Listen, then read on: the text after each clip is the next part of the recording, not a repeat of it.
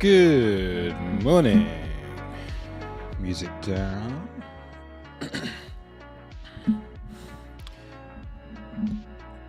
Boop. Hello. Let me remove some shit. I'm gonna steal that.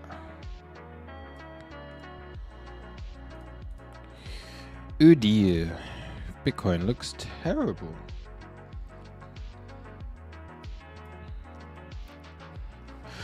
All right, Kelechi Agucha, welcome.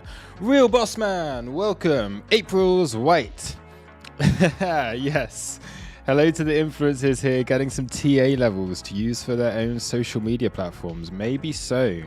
If you are a leech, then at least hit the like button. At least do that. Because we out here given the TA. I don't even watch other YouTubers stuff. I think that's a weird tactic. Like, surely it takes longer. I know so many people do it. It's a weird tactic. Surely it's longer to like watch someone's analysis or to steal someone's analysis than just to do it yourself. Anyway, Flora, Hanyu, welcome. BG, welcome. What are you saying?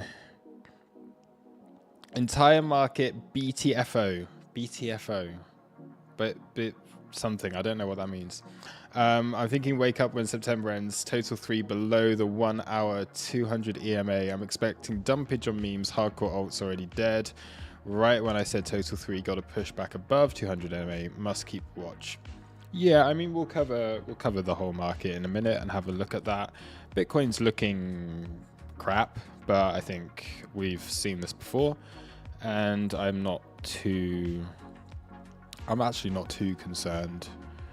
I don't know if I'm just not too concerned because overall my portfolio is pumping like crazy because I hold like my portfolio is like literally layer 0 and not much else.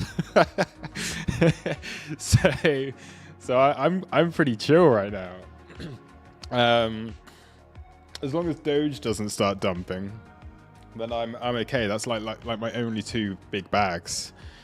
Cons, welcome. Shorty, yeah, Zero is holding my portfolio. Good. I'm glad you bought some. I hope everyone else has too. BG again. VWAP Blue Raincoat says Zero a good short here soon. From 420, I mean, I could consider it. We're right there. It's just hit 420. $4.20. I mean, why would you short the strongest asset in the market, first of all? That is continuing to... We are starting to see a drop in volume here. But if we look at this, look at where our POC is moving up to. There's so much... It's so strong. Yeah, it's very, very, very strong right now. So I'm still thinking this will easily get to $10, and I think it would be a risky short because there's no reason to short it. But anyway, we'll come back to that in a moment. Just getting through the chat here early.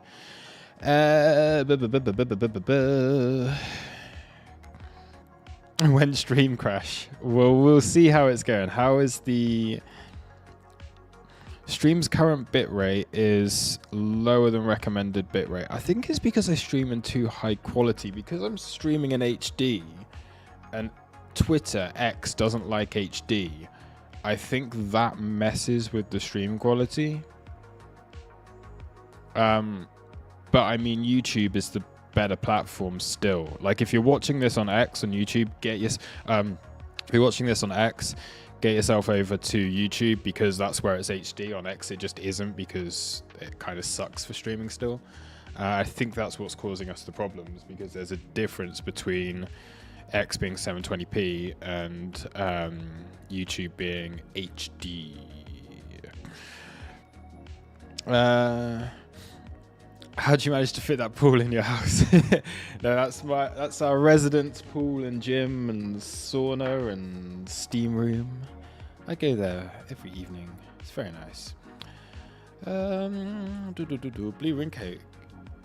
Still glad you insta-yeeted your airdrop for $4.56. Oh, was it there at some point? Is this CRO? Because obviously I'm looking on perps. Sorry, I'm sneezy again this morning, even though the weather's terrible. Trying. So you actually got out of that at a decent price then. If you managed to insta-sell, like you kind of sold the top, but I'm incredibly bullish on ZRO. I think it's going to end up like we saw with Tier. Now, obviously, people will go, oh, but Tier's dumping now, rah, rah, rah. But I mean, it did like a 10x. So I think $10 to $20 is an easy target for this. So let's see. I'm shorting because I'm a firm bearer believer in range breakdown, and then it won't hold. It will hold.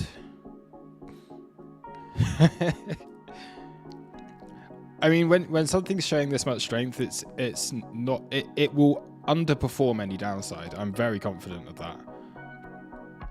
But we'll see anyway. It's certainly not looking like there's anywhere near a top on this yet. Not even close. Not even slightly close right now to this being a top. If you're going to short something, short the stuff that are getting like bounces into resistance. Don't short something that's in price discovery, man. Crazy. Potential long or not. Okay, let's carry on with the chat, and then I'm going to get into the stuff. BTC looks okay. We're at H4 gap, last significant gap before the H1 at 60k. Yes, we are, and we've already tested that 1 hour gap at 60. Let's milk the market. Build Taurus Castle in some Asian town. Yeah. Can you show your SVP settings? Of course. You're moving profits to ZK. What's ZK? Yeah, so someone in the crew has been listening because I mentioned this morning. So profits, I have taken profit. This is for the first time. So since I'd started buying more at $2.50, I've taken profit here at $4.20 on Zero. This is from my leverage position. I'm still holding all of my spot. I see no reason to sell any of my spot.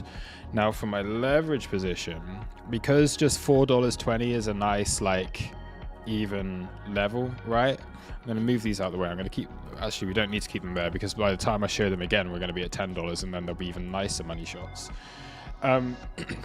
Yeah, moving this into ZK. I'll cover this later on. It's just very, very similar structure. Similar kind of structure here. And just seeing how it goes, really. Similar structure, launched at a similar time. Also undervalued, I think, because of the time it came out being this summer. Everything that's being released now is back to those, like, we've got opportunities now that we were seeing in, I'd say, end of summer last year, where things were undervalued for where they should be within this whole market cycle. And then of course that flipped on its head and everything that was released around February, March, April overvalued by like 10 times. But now we're back to being like I say, nature is healed. The market has done what it needs to do for the next leg up. It's just a case of when Bitcoin starts to lead that next leg up now. Like, I think we're seeing anything that comes out around now. If it's half decent, it's a no-brainer to buy. Like, this is the time to start putting in the work to find the new projects for sure. Okay, anyway, I've said enough hellos on the chat. How many likes do we have? 22 likes. Let's knock those likes up a little bit more. Let's try and get it to 40. Shorty, but all ETH layer 2s have been underperforming, even old ones like ARB and OP. Yes. Yes, they have. And ETH's been underperforming as well, so yeah. But that's it's a different sector, isn't it? Like ZK is a layer 2. Yeah, but is ZK a layer 2 or is it a layer 1?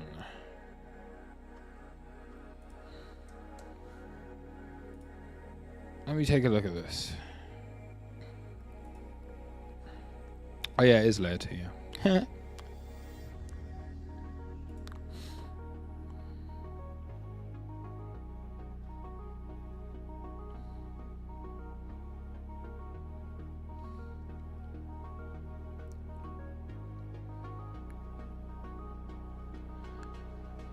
It's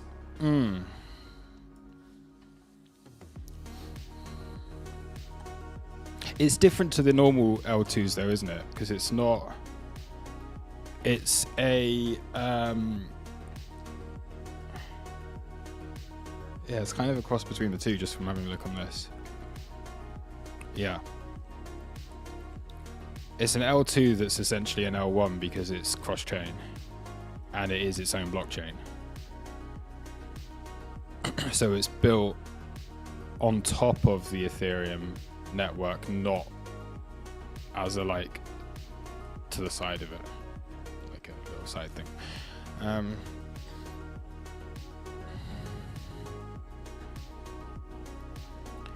ZK Sync Frank D God's projects. Okay, yeah, I don't like.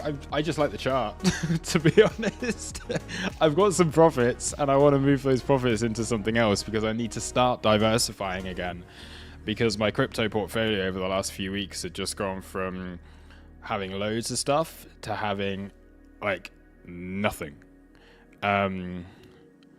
So yeah, as soon as we knew that this was starting to look bad, like. And I mean, it was kind of out of necessity. I got a little bit lucky. Like I had to consolidate everything because I'm going through some big in real life things right now that I needed like a lot of money for. So I had to sell everything. So yeah, now I'm pretty chill. Because I don't have much of a portfolio. I'm back in USDT again now and starting to reallocate, but yeah.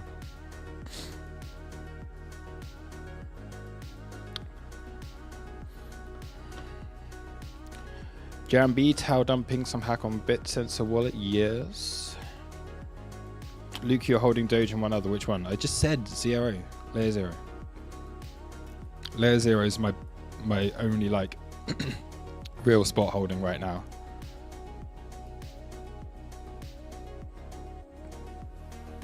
That happened to you before back in the day and we dumped hard. It did. But that was back in 2018. That was the last time. Or did I? No, I did no. I had to sell the top in 2017 because I bought a house. So I sold the 2017 top, bought a house. Like crypto didn't pay for the house. I just needed some of the money for the house. And then in 2022, last year, November, just after the FTX crash, I had to sell the bottom. But at that stage, like I was mainly in USDT anyway, and I was starting to reallocate again, like in a similar position to where I am now. And I was kind of selling. I had to sell the bottom because then I bought another place. And now I'm doing the same again. So yeah, yeah, we'll see. Am I selling the top or am I selling the bottom this time? We'll find out. But anyway, that was like beginning of last month, June, when the other house finally sold. Then I'm moving money into other stuff.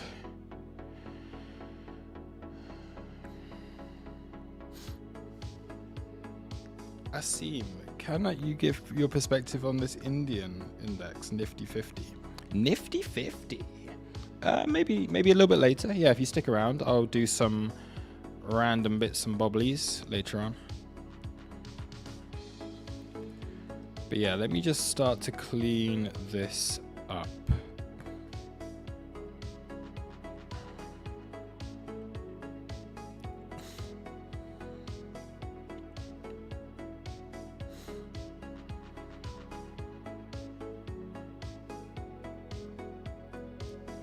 And then we're going to do our Bitcoin analysis because we've done a bit of chit chat. Now it's time for the proper stuff.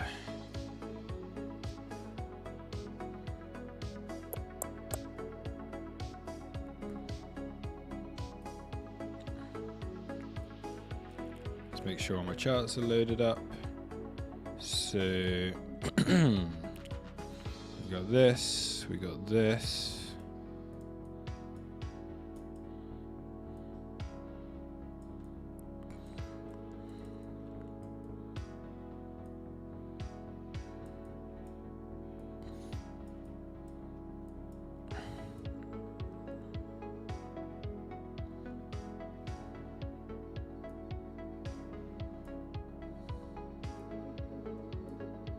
Show SV, yeah.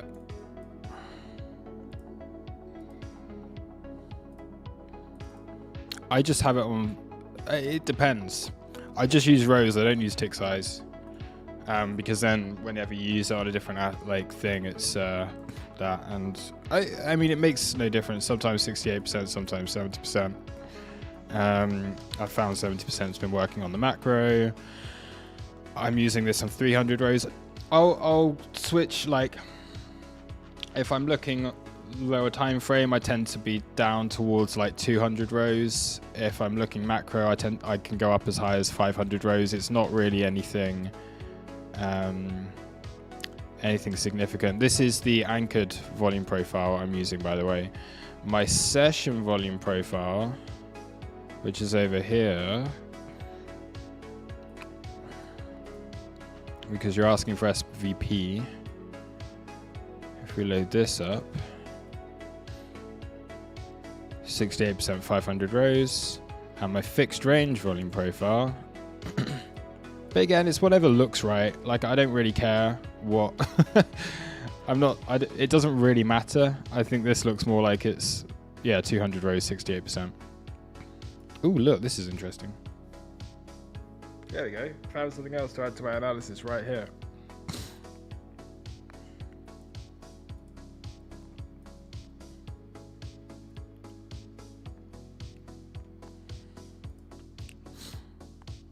Very interesting. Am I going to sneeze again? Hold on.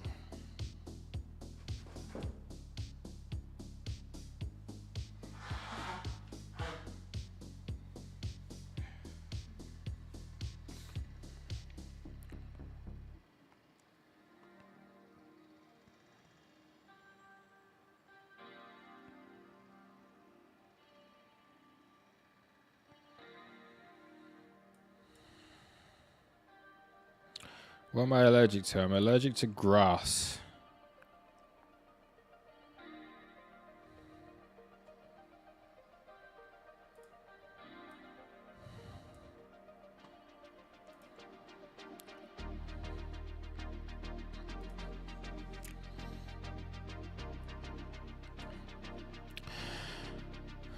Yeah, grass pollen, yeah.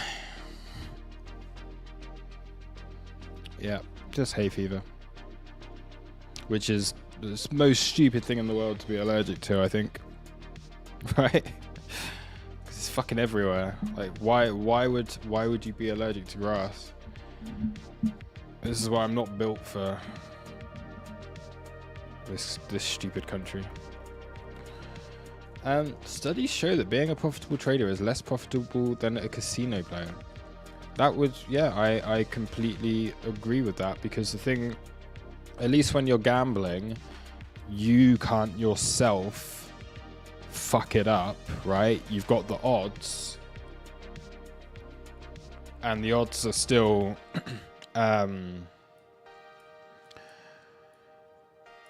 like the house always wins. But with trading, I think you're still trading with similar odds if you don't know what you're doing. And then your own being a human and being stupid is going to make things worse and going to compound those losses that you could make from gambling. So I'd say there's a much higher probability of losing more from trading than there is from gambling if you don't know what you're doing. Absolutely. Because you can make things worse for yourself. And I don't really think gambling has that issue. I'm saying you as in like the collective, as an individual, can make things much worse for themselves.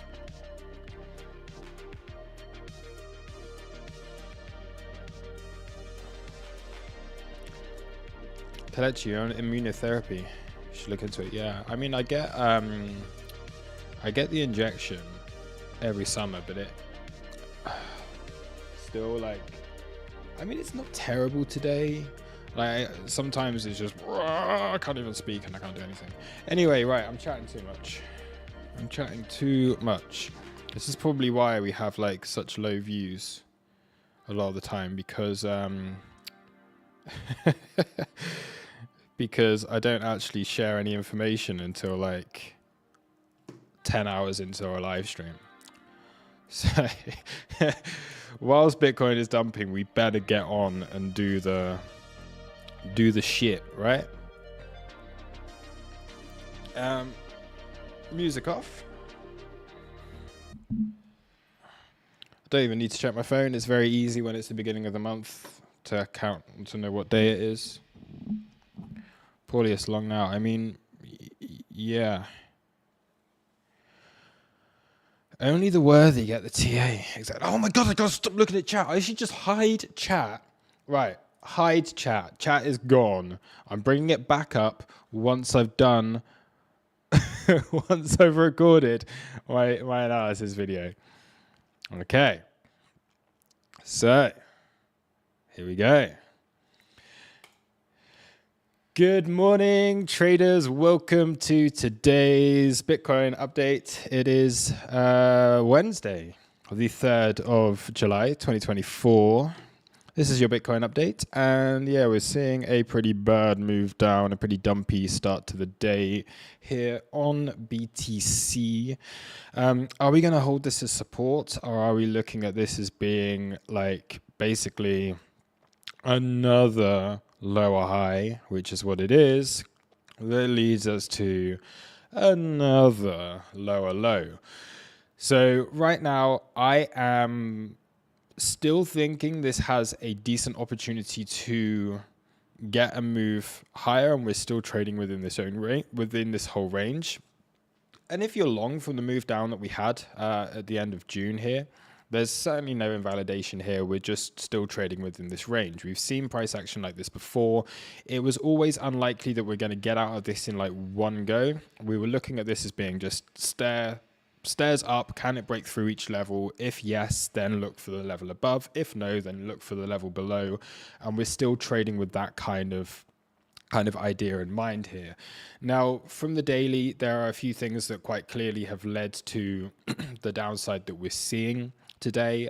First of all, there was significant weakness yesterday from Bitcoin whilst other markets were pumping again, and we've seen that happen so many times. And then because we had a close back outside value area of this range, back inside the previous range that we've been holding, it is normal now that we're seeing that rotation back down to test into support, and we're coming into some important support levels here. There have been some imbalances left below, and that is now just being cleared up, and that could lead us to once again another higher low before we start to push back higher again.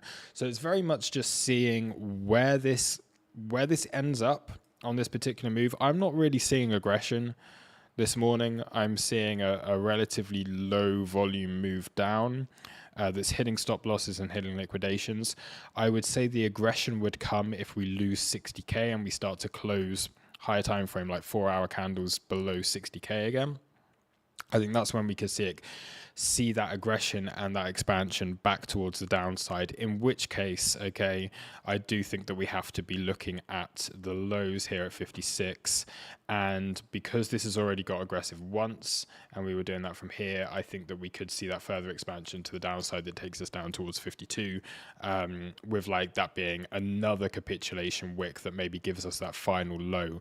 Because what we have not seen yet is a low that looks like what we had back in April, where you have a very quick move down that gets immediately recovered, that then holds and then moves towards higher prices. We haven't had that yet. So we've had a mini capitulation, but there was no quick recovery from it. So therefore, maybe there is still interest in this moving lower to take out these range lows before we do get that reversal. High time frame, I don't really care too much like what's actually going on here, because overall I still am very confident in the macro and believe that we're going to be seeing like real good price action over the course of, well, we're now in Q3, so Q3 Q4 was always the plan for myself, that this would be a bullish quarter. But it's very, very normal that at the start of a new quarter, remember we're at the start of a new month, a new week, a new quarter, the second half of the year, so another 6-month candle coming up.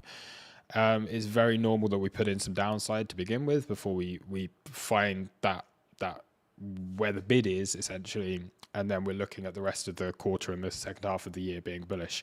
Now we're just hitting a very important level here. So this is a daily level. And I would, if I wasn't watching this right now, would probably look to scalp a long off of this. So I'm going to go down onto the 4 hour, and we're going to have a look at this over here. And then what we can see is this trend is clearer on the 4 hour. What we've been doing recently, it has been a lot clearer on the 4 hour, where we have clear highs, lows, lower high, lower low, lower high, lower low, lower high, lower low, lower high, lower low, lower high. All right. You can't consider this to be a higher low at this stage because it did not take out the high. All of this here is just internal price action. This is a corrective move, right? As you would see if you're in an uptrend, like we had, like within these, you have these corrective moves. It's all internal. You're not taking out lows, and then you get continuation. So what we are seeing so far is very much the potential for this to be continuation to the downside, as there has not been a change in trend. If you look at the correction that we had, all right, where this came into, it came close to that 1-to-1, where we had confluence there, with there being a 4 hour gap, and there being this order block up at the highs, and we also had a daily OB up there. And then if we're looking at this being like a simple ABCD correction, you had the A to the B, then you come into that golden pocket 618 area, and then you expand close to that 1.618. Now this could have gone a little bit higher. All right, this could have gone a little bit higher up towards 64K, but of course we weren't able to see, if you at that stage, if you were to get up here, then that would have been considered a sign of strength if there were closes up here. So the market just essentially, you put in this high on the Monday, SFP Monday highs, well, SFP, the Asia highs during that New York session, come back down, and then we've just seen a move down since then. So overall, yeah, this so far, looking like a corrective move within a downtrend, but it does have the potential, I believe, to hold as being a more significant higher low that can then take us higher towards that 67K, which is the overall target for any longs that were taken down here. You had to be taking profit here, and this was a good place to look for shorts. And once again, you had to be taking profit here, and this was a good place to be looking for shorts. I did say this in the Discord, basically saying, if we could bring this up quickly, but basically I'll pull it up on here. This was what I was saying when we first came into this 4 hour gap, was that same situation, Where are we? Same situation here. This 4-hour gap as the previous one can short within this area until it breaks level to level. And that is exactly what we've been seeing. And then that gave the opportunity for shorts. And that's what we are still holding on BTC. So I'm long from down here and short from up here, basically, and just waiting to see where this ends up. Now, what we've done on here also, we can see as we got this breakdown, I can draw this. So this being the high, these are still good targets for if this does start to recover, and those are the highs that you need to take and close above in order to get a change of market structure, right? So we've got to get back above that 64,500.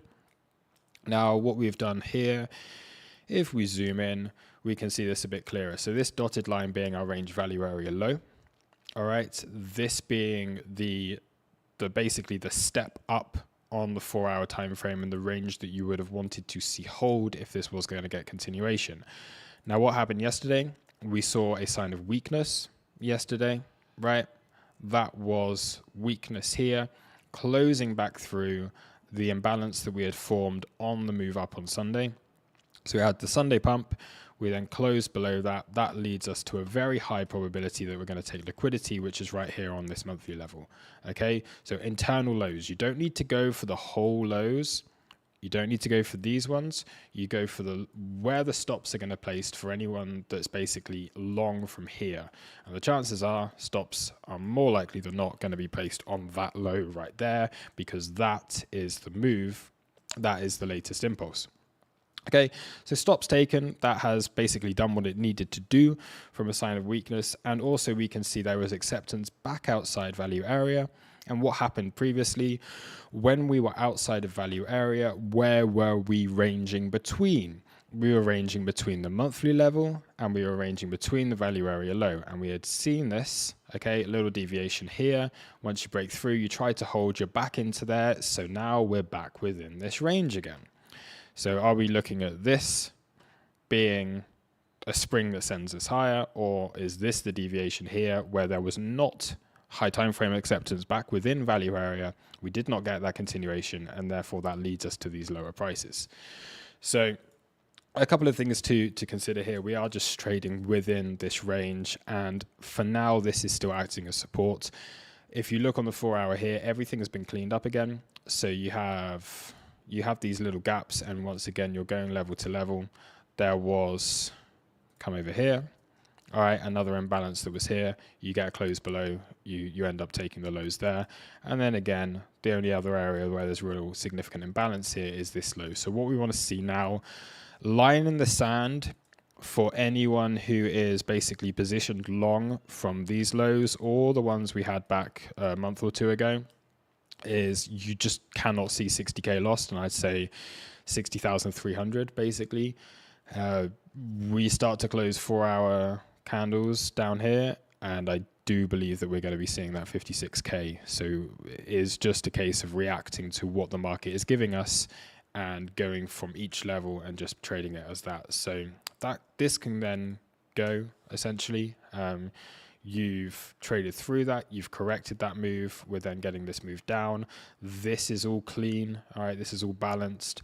And what price needs to do now is hold here and impulse back through all of this, because if this starts to bounce, there's not really anywhere that can reject within this whole down move. So if it does bounce, I would expect it to be a pretty quick bounce, and we will be going on to take these highs as quite an impulsive move, probably similar to what we saw back here. Going on to some lower time frames here, we actually are getting a decent reaction off of this daily. So as I just said, this would have been the level that I would have been looking for a long from, okay, being essentially the lowest level you can get before your invalidation. Yeah, and we almost did that previously, right? We had these single prints here, and price came into what was essentially the lowest level possible before an invalidation. And what we're seeing again here is the lowest level possible before there is another invalidation. Also, we have almost filled that CME gap. So there it is. If we look at where this was, I mean, we're pretty much there. So I was kind of thinking, I thought we'd come back for it eventually. But I was thinking we could get maybe a little bit of a move higher. But yeah, once again, you can see here, you had the rejection off of the outside of the gap where price came down. It tried to bounce from there, was unable to do so. And then as soon as you get acceptance, this is the thing where you have gaps, where you have single prints, where you have imbalance. What you need to be looking at is you do one of two things basically, and it can be both of them. Or it can be both of them eventually, right? So you're either going to reject from it and you're going to get continuation. So you're going to say, no, we're not bothering with this. Okay, we've tapped into it. We've tested the imbalance. We've tested the gap. And we don't want price back here. We accept that price is worth more and it goes higher. Or if price does accept, all right, so this is rejecting value within that gap. If price starts to accept within it, then you're very likely to trade the whole way through it. So just very simple rule that you can use with all of your trading. If you see gaps, if you see single prints, if you see fair value gaps, all of these kind of things, you will either tap in and continue, all right? You reject that is value, or if it confirms that it is value, then you're going to trade the whole way through it. And that's precisely what we're seeing here. And we go back to this, all right? You've had these occasions where you reject, right? You reject this gap, okay? But as soon as you try to bounce, then you get acceptance. You're like, actually, no, we're going to accept here. Then you trade the whole way through it, all right? And then it's the same here. You reject this gap, right? Yeah, you reject it initially. And then once you get acceptance back within it, you trade the whole way through it. And then another similar situation here where you reject this gap here, right? And it's just A, B. First of all, you come in, you reject it, but it can't get higher. Then you get the acceptance, so therefore you trade all the way through it. And it's just a simple process that anytime you get an imbalance on the chart, you can just use that time and time again. It's one of two things that plays out. And quite often when you're in a trend, it's both of them. So you get the rejection off of a gap, and then you get the acceptance later after a little bounce, and then you go the whole way through afterwards. That was a little bit of a sidetracky kind of thing. If we have a look at the TPO charts, all right, we'll pull those up. Then the other thing that we have had here is we were watching this for these levels the other day. Now we had these weekend NPOCs. Now what I tend to do on a weekend is to merge both of them together. We wait, and then we get a composite for the weekend, right?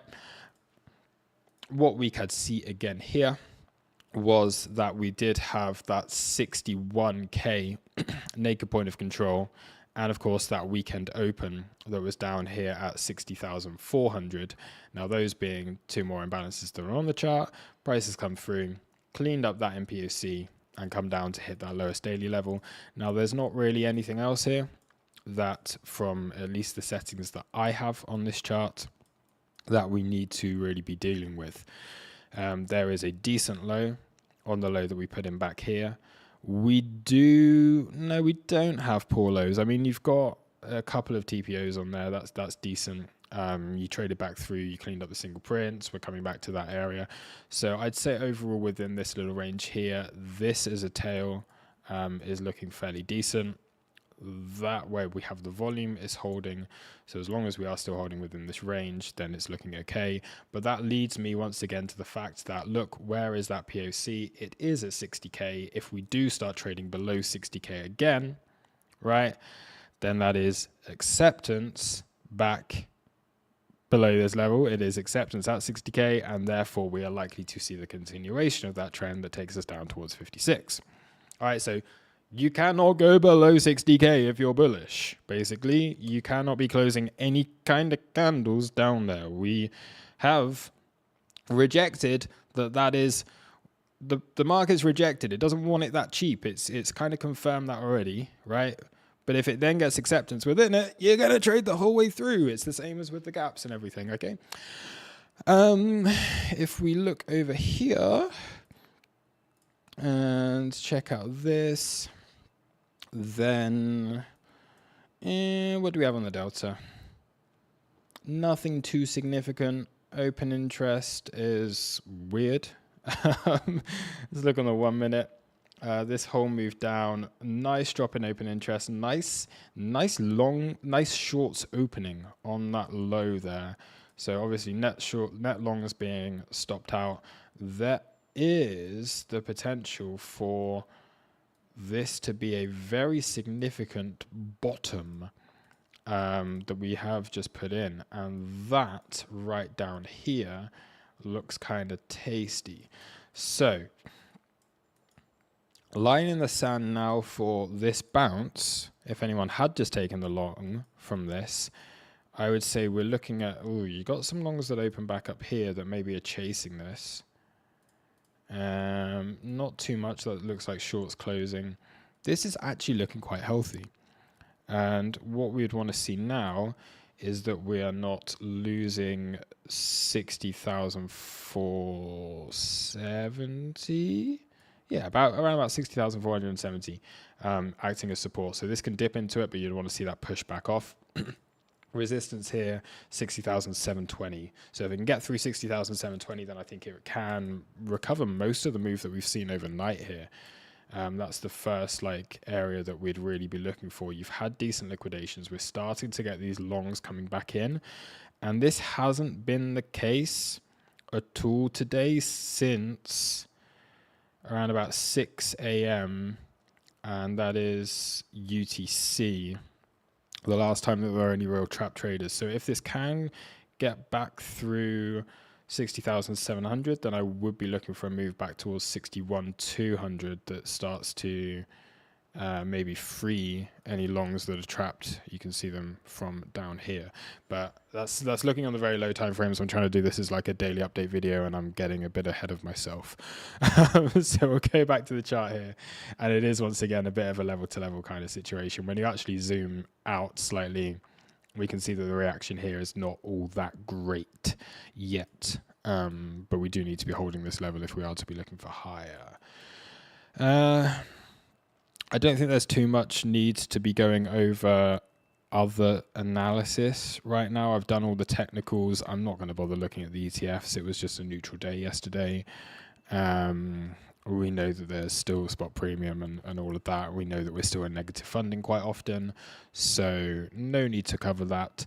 I will just wrap this up by saying, yeah, we're approaching line in the sand kind of levels. If you're bullish here and you're looking for a higher low, it cannot go below 60k. Otherwise, kind of invalidates those ideas. I think it's very likely that we see that the low that we put in, at least on Monday, is likely to get taken out, and maybe we see potentially a situation. Could that then turn into a double bottom? Of course, spot didn't hit that daily level, right, that we have from back here. Spot didn't fill that gap.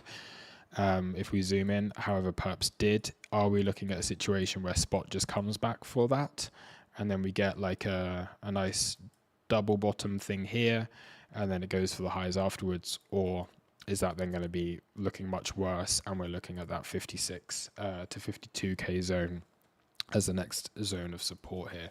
So as always, price can go up, price can go down, price can go sideways. We just take it level to level, and we trade based off of what the market is essentially telling us.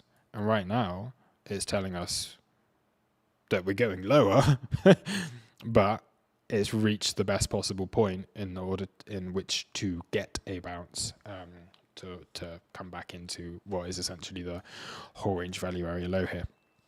So yeah, on that note, I'm going to wrap it up. We'll see what the rest of the day gives us. I think it's likely to be kind of interesting.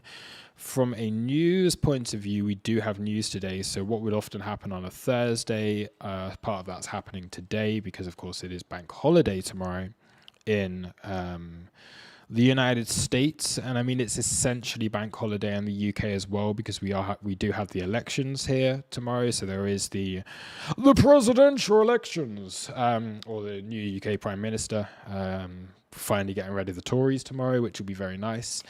But yeah, we do have a pretty stacked news day because of that, right? Where we have non-farm employment change, wholesale sales, industrial new orders, and FOMC minutes coming in today. So a pretty big day for news.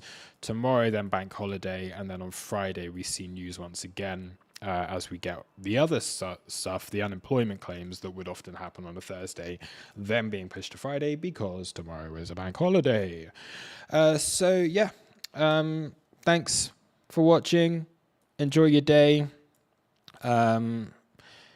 If you're panicking because Bitcoin's dumping, then chill on the leverage, right? Because we're fine. Like, this is just putting in a low for the quarter, and then we're going to be bullish again. So just ride it out, relax, enjoy your day, touch grass if you don't like watching this kind of price action. If you do like watching this kind of price action, just trade it. Trade what the market's telling you. It's very, very simple. Don't get caught up in bad positions, and you'll be fine. You'll be fine. So, cheers. See you later. Bye-bye. Okay, we can open the chat back up again. I think I covered everything I wanted to.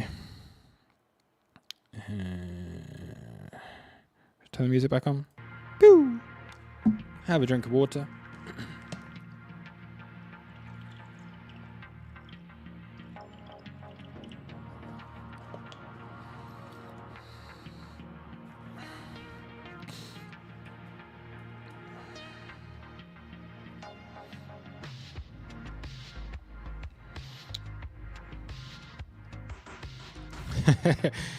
Okay.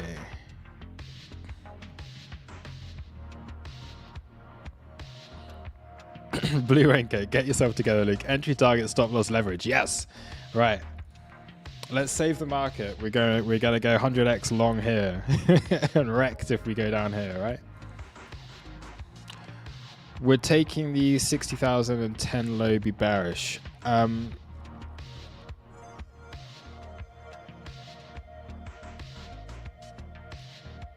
Are we talking about, is there a difference on perps? Yeah. Obviously, I'm looking at there. So that was the Monday low trade yesterday, and it just didn't work out. No, it wouldn't be bearish. What we don't want to see is acceptance below there. So what it could do still, like dip in, double bottom. Yeah. So we've got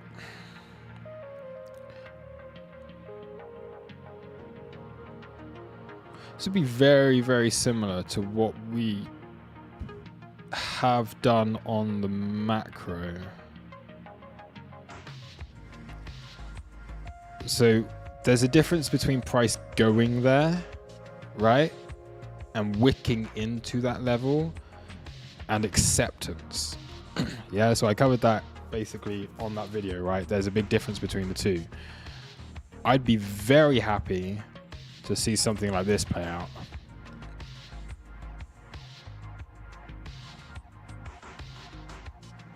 And actually, when I'm looking at this, that now, when I'm just looking at a very clean chart, looks kind of very probable.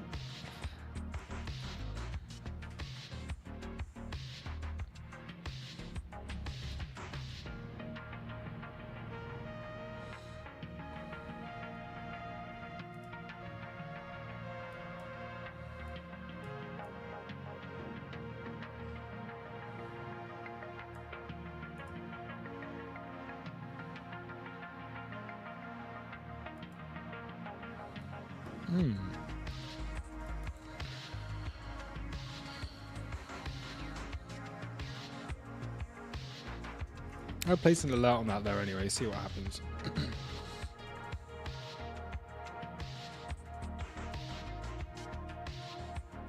That could be a nice scalp, actually. I quite like that.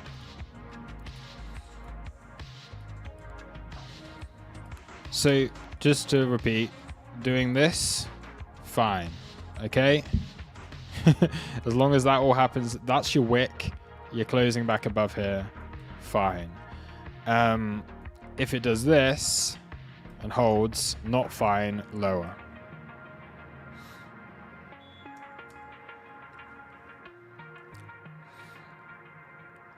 CME gap just filled to 60,520.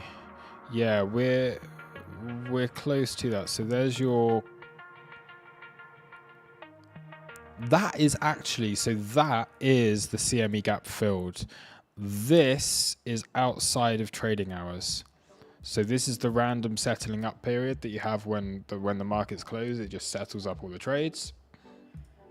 But that is your CME close right there.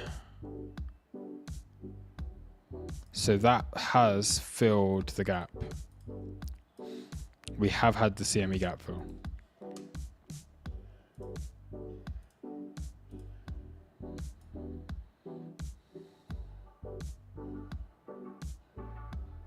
Oh, of course, there's another one down here. That's not weekend though. That's not a proper gap. That's, yeah. Okay, that's interesting. So that would also mean an ETF gap fill, right? When these start trading. Because of course, those ETFs are going to be doing a similar kind of thing. So if we're around here on the open, it's likely that we open down here on these ETFs.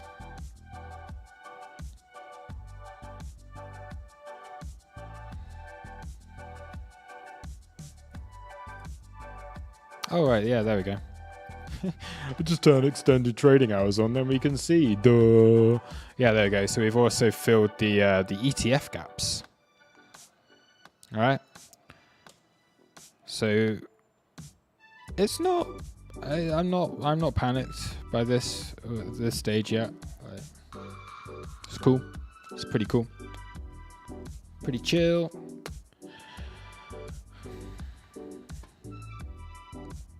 So yeah, Glyph, the thing with this one is it was just done on a Monday settling up so you still, it's not like, that's not a closed market gap. That just settles up positions from here and then you rebalance. So it's not a proper gap. It's the same as this here. Just rebalance for a new day, rebalance the contract for a new day, and whereas the weekend gaps are kind of more significant because obviously crypto's open, CME isn't when that happens.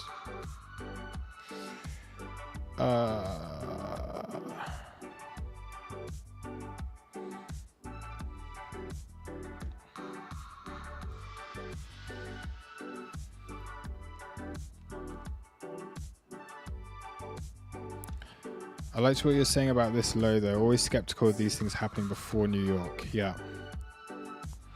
Yeah, I think this could be a real good plan for the day, you know. Like, I believe the bounce we're seeing right now, because this is at a quite important level, I do think that this bounce we're seeing right now can take us back up here somewhere. But if New York could just come in and just go pong and then do that, that could be a real nice setup. Could be very, very, very, very, very good. And then you've just had the correction. You've then taken out this, and then you can get continuation afterwards. Maybe it's all looking okay. But yeah, line in the sand right now, like just acceptance below 60k looks terrible.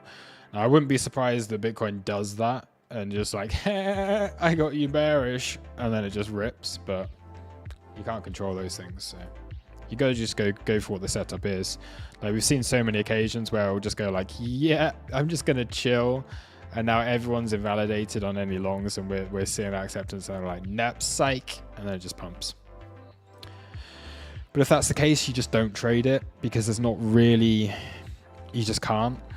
You're just then in the hands of just what the market makers and the people that are just pissing everyone off right now are going to do. Clean price action, clean trades is what we want. And if it doesn't give us a good setup, we just don't trade it. So if there is a situation where it comes down here, doesn't immediately recover, and then just chills, it's just nothing you can do. You just got to wait it out, see if it takes the lows or see if it then pumps. And that is a good lesson as well, right? Because patience is very important. If it's not giving you a good setup, just don't take the fucking trade. Yeah? Simple stuff. You trade when the market is in your favor. And if it isn't, you just sit back, go to the beach, walk the dogs, have a barbecue, jump off a cliff with a parachute. Those kind of things.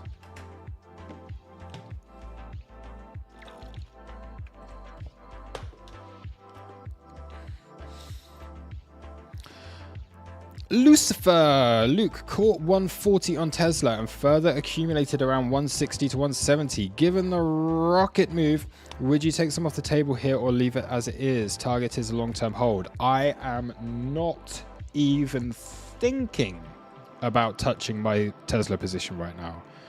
It's not even a consideration. I think it's going so much higher. So we'll have a look on Tesla. So basically, I think Tesla ends up next year looking like Nvidia does now. It's a pretty bold statement to make. But yeah, I am so confident in Tesla going way beyond $420 that this to me is not even starting to consider taking profits. It's so early. Like, if anything, I would be buying more here, because to me this is the confirmation. To me, what we saw yesterday on Tesla was the equivalent of what we saw on October the 16th on Bitcoin, or October the 14th on Bitcoin. What day was it? October the 16th on Bitcoin. To me, that's where Tesla is, right? So I am insanely bullish on Tesla. And if it drops back down again and it comes back into this range, I do not care. So basically for myself, I'd started buying at the beginning of this year in February, where it dropped to $180. I thought that was a really good opportunity. I bought more at 160. I bought more at 140. And this is profits that I've been making on Nvidia. So remember, Nvidia, I had bought Nvidia at what was $110, and now if you look at this chart, it's $11, and then I'm up like 12, 13x on that. So the money I made on Nvidia, I'm then moved over into Tesla, and I do strongly believe we're going to get the same thing. I'm so confident in that. Like, I don't think there's a single other asset in the stock market right now that has such good fundamentals and such a good chart. Like, Tesla is and will remain one of the biggest and most important companies in the world. Yeah? Yet, it's the only chart that actually has opportunity to buy low. And it is, in a crazy way, one of the most shorted charts in the entire stock market, which is insane to me, because it's just not going to work. And basically, this has been the plan all along. Okay, Elon knows exactly what he's doing, and they want the stock cheap because, I mean, yeah, you just want that stock cheap because it's just a no-brainer. It's just so obvious. Like, Tesla is not a company that's valued at $180 per share. All right? It's got the Cybertruck now. It's doing so many more sales than it had when it was at $400 per share. It's not worth that value. It is worth so much more. And that is what we are going to see. I can say that with as much confidence as, even more confidence than Bitcoin going to 100K. Tesla is going to fly. So yeah,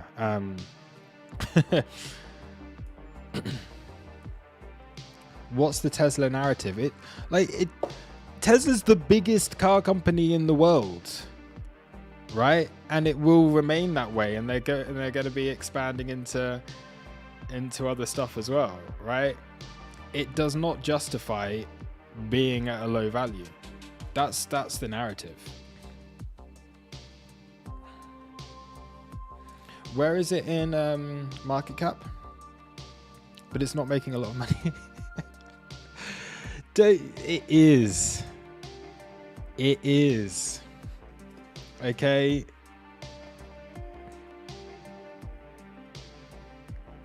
Yeah, it's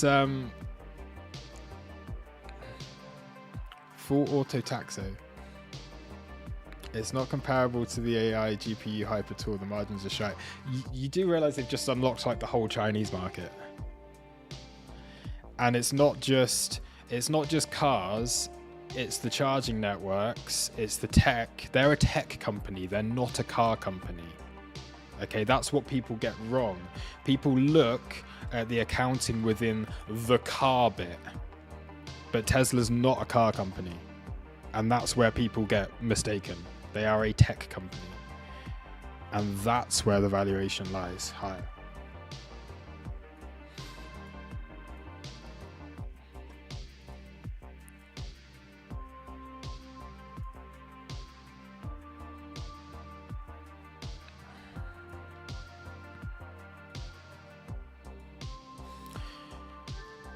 But anyway, I digress. I'm very bullish on Tesla. I'm not taking profits. That's all I have to say on that. It's just that there is not other opportunities that are like this. Where I was going to look at this. Where is it in?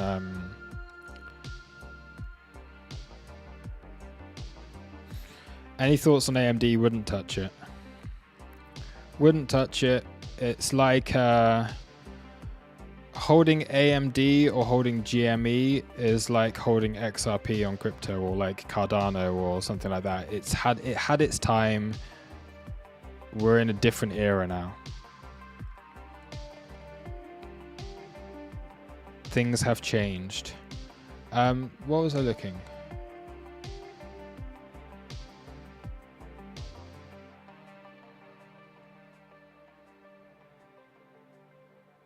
Yeah, look, it's the only thing out of...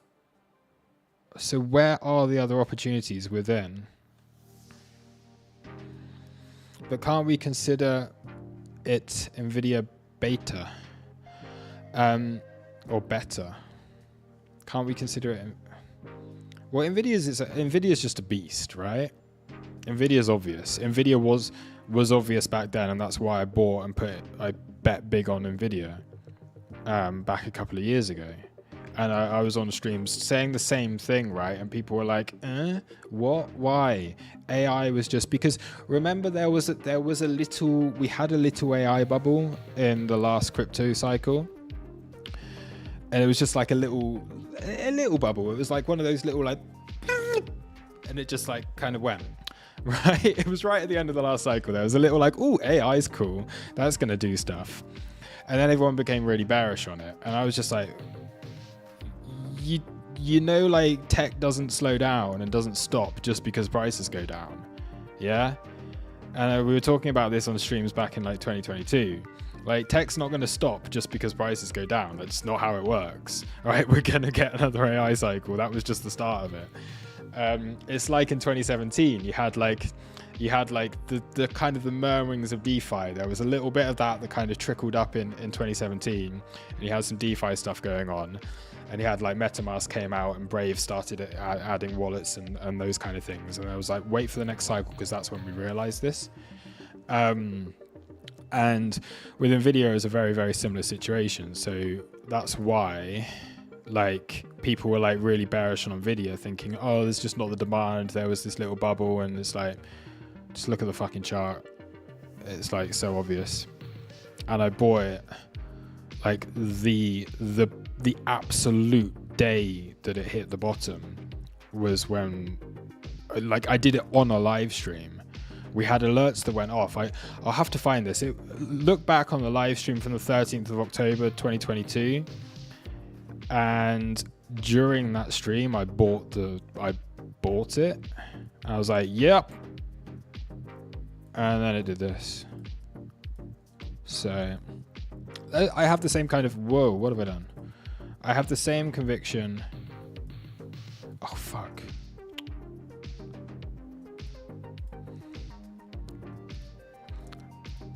I've messed this all up. What's this pain?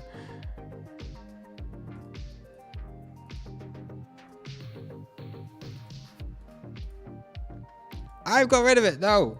Oh, fuck it. Go away. Never mind.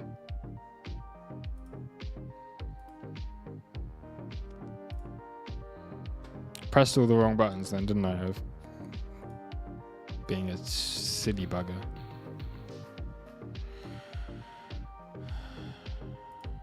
There we go.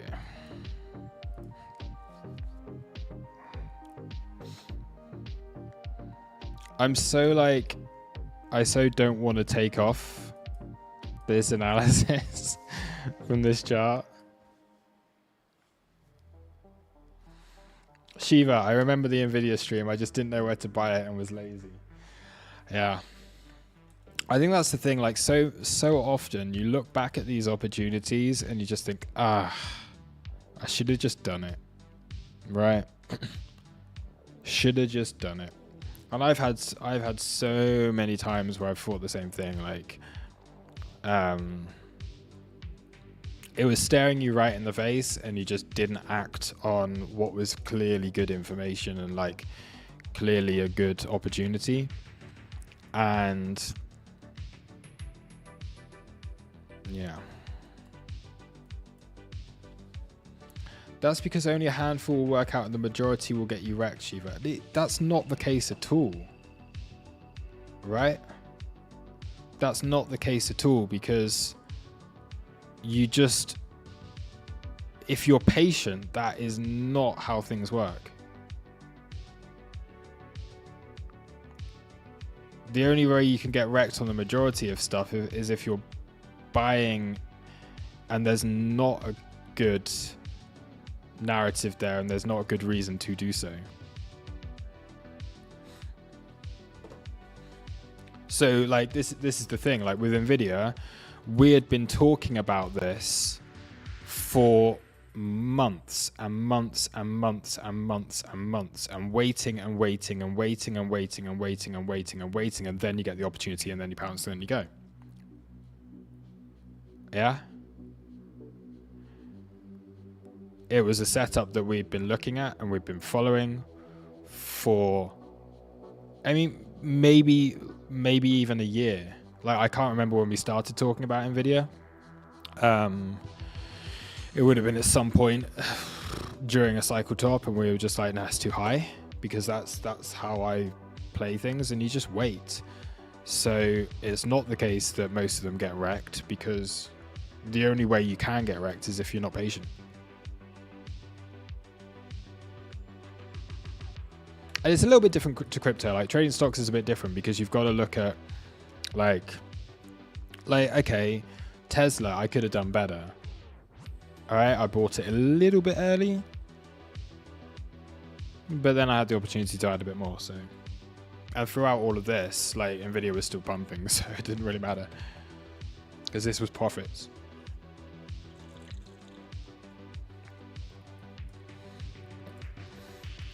I think that's the thing you start to realize when you're trading and investing. It's like concentrated bets are by far like so much better. ZK pumping. Starting to.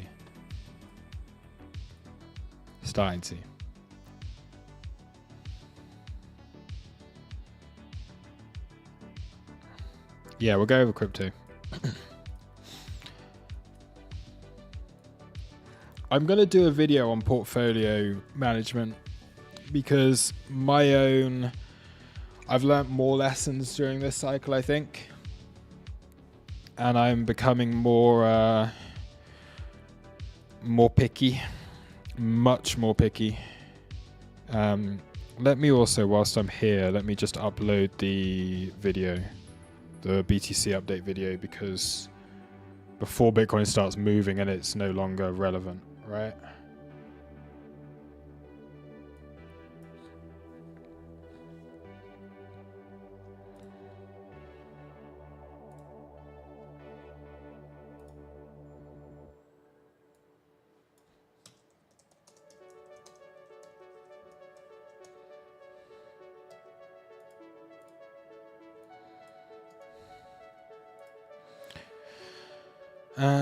Thumbnail.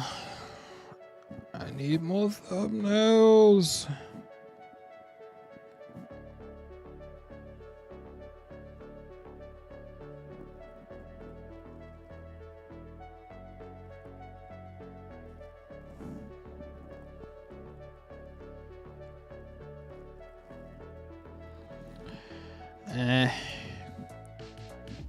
I want like a dumpy thumbnail, but not a too much of a dumpy thumbnail for this video. I'm gonna use the dead cat bounce one.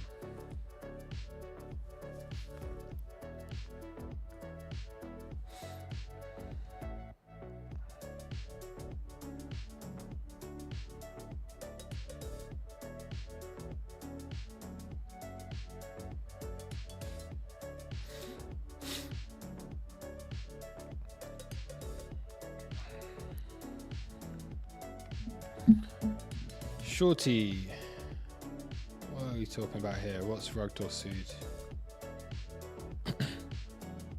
Oh, BingX, yeah. Yeah, I used BingX for a while. They allowed you to trade stocks. So I think Prime XBT allow you to trade stocks. But then BingX brought in KYC, so I dumped them. I dumped them fuckers, and the fees were really high. So, I honestly, I have a broker in the UK, Hargreaves Lansdown, which gives me real stock. Okay, so I can buy real stock in real companies through Hargreaves Lansdown, but that's investments. And then for trading stocks, I use eToro. I'm just real basic retail shit.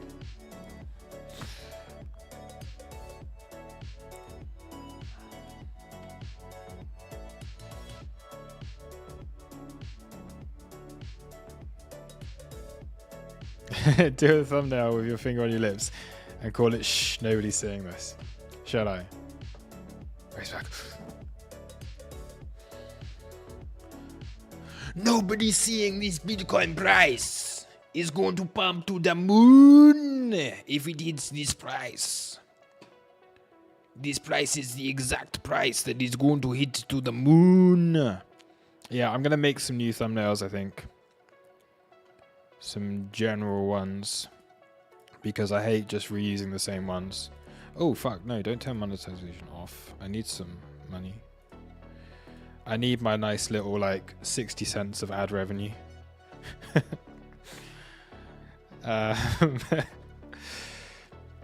Public. Let's also, hey, Yummy Gummy 420. Welcome on X. Thank you for watching over there.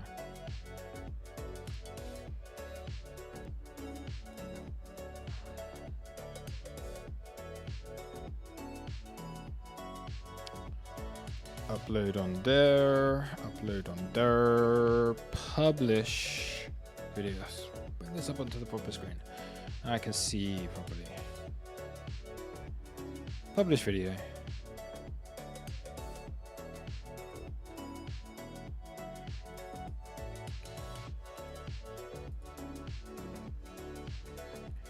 Bitcoin must hold 60K.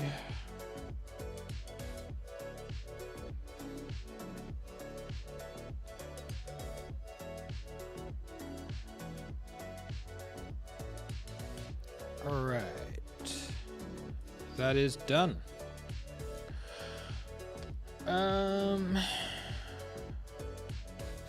April's, what do you mean Labour will? What's that?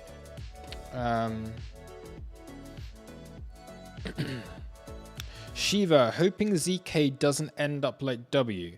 Looking similar, probably not though, right? Right, low FDV, bullish use case. Yeah, I don't know about the use case. I'm not as confident in ZK Sync. I don't know as much about it fundamentally. But yeah, W was one that was I guess, a victim of when it launched, and was a victim of venture capital greed. So if we look at when this launched, it was in the wasteland, in the middle of the wasteland. March, April. If you launched a token in March and April, then your token is fucked, because what happened then is that obviously investors determine the price, right? And in March and April, we were at peak greed, okay? Peak greed, where everything had been pumping.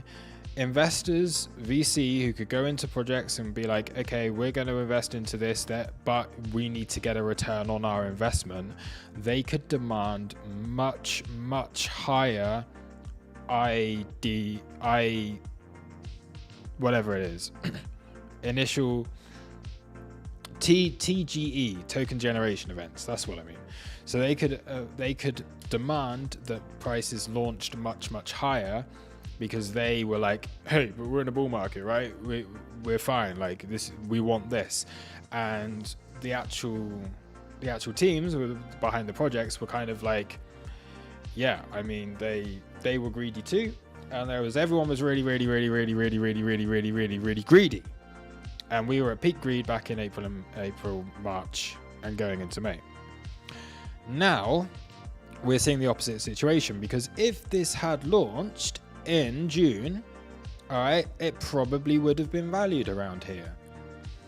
So what happened in March and April is everything launched about 10 times higher than what it should have done, right? And that's why we're seeing that the majority of stuff has seen an 80 to 90% correction after it launched. But now it's valued pretty fairly again. So now we're in a situation where if you like the project, then it's a good opportunity to buy. Now, the thing with W, I wouldn't buy it. Okay? I wouldn't buy Wormhole because I believe that Layer 0 is better. And I don't really want two assets that are the same thing. And Layer 0 does, like, I mean, I think it's like 11 times the messages. So there's like 11 times more like use of Layer 0 than there is on Wormhole. So Wormhole is still actually valued higher than Layer 0. So I mean, not anymore. I think Layer 0 has now overtaken it. But what's essentially happened, right, is that you have stuff that's actually not worth very much launching when there's peak greed.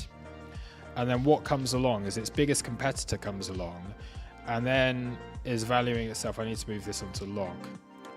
So this is what happened with this. And we need to make sure this is not a 0, or just like at a market cap.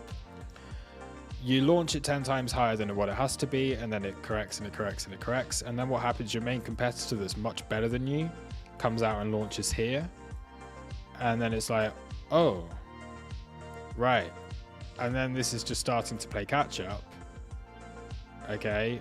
And then your competitor's going to overtake you. And it's probably going to do this.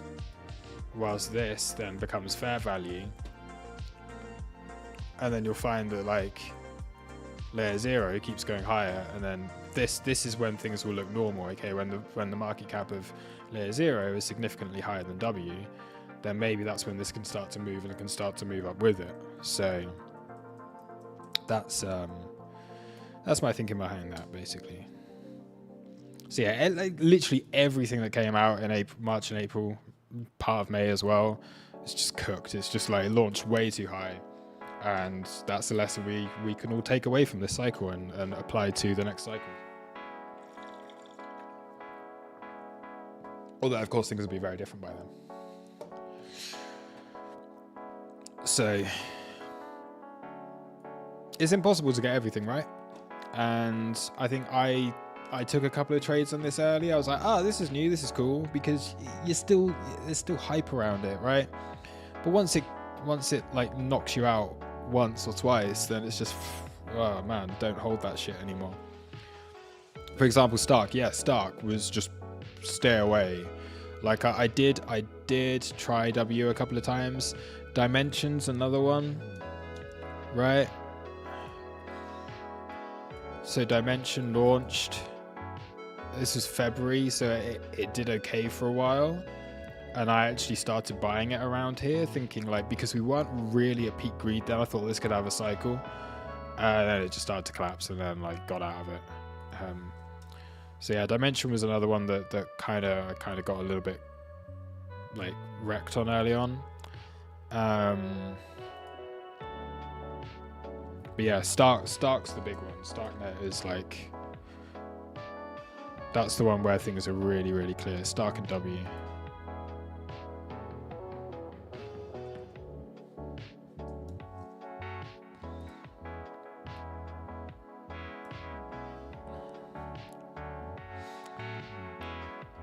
Stark is superior to all other layer 2s from technology standpoint. I wish they were not greedy pigs. Would love to buy the token. Fundamentally, if it's good, I mean, you're probably now at a real good opportunity for it. So let's have a look at this. So that is an 80% correction again, right? So it launched in greed. Okay. It's had a very good correction. I really kind of like this structure here as well. So Stark is probably, I don't know enough about it. It's been hammered, and I don't know if I trust these things enough because of what's happened to them. I don't know if like I'd feel I have strong enough hands to hold any further downside on stuff like this. But I mean, maybe now is a very good opportunity. I don't know enough about this. Let's have a look. Pendle making moves. Good. I did take a long on Pendle. And on Tau. Good.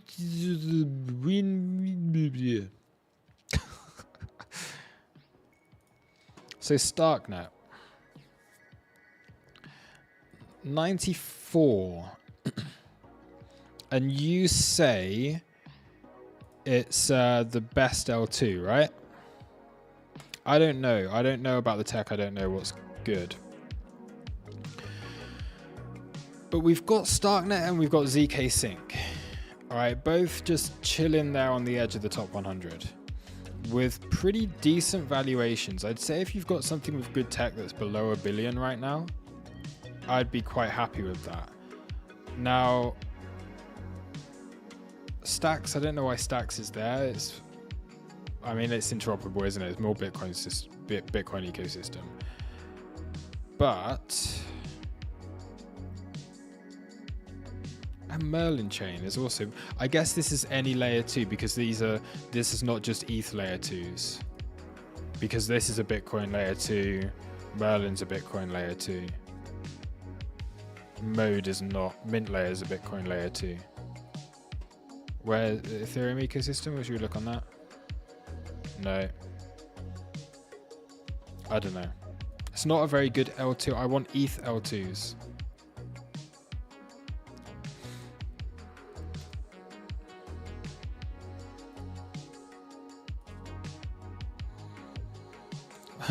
What's on the Animoca Brands portfolio?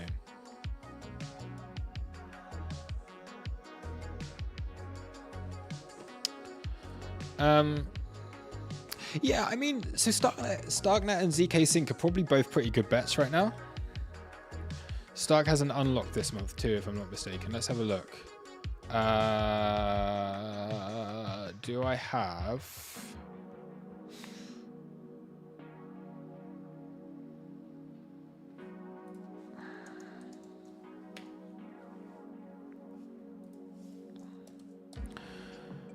this is something also. So how long's the vesting, first of all? Because it launched at a ridiculously high valuation, right? So vesting's very important. So this has a linear unlock of 35 months. Shit. Right. So cliff 2 months.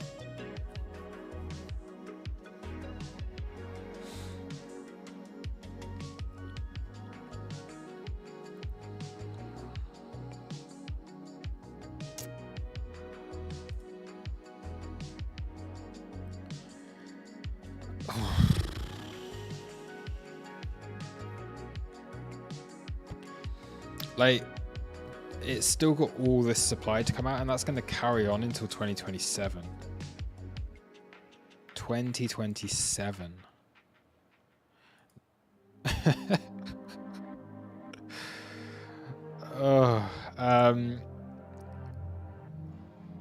Foundation Treasury is 8%, which is fucked.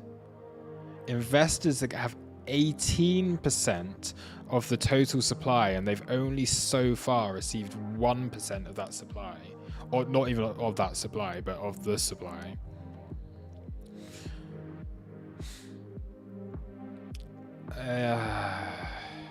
I mean, in a bull market, it's going to get away with it, but this is going to be absolutely slaughtered in the next bear market as well. So I don't know if it needs more downside first of all.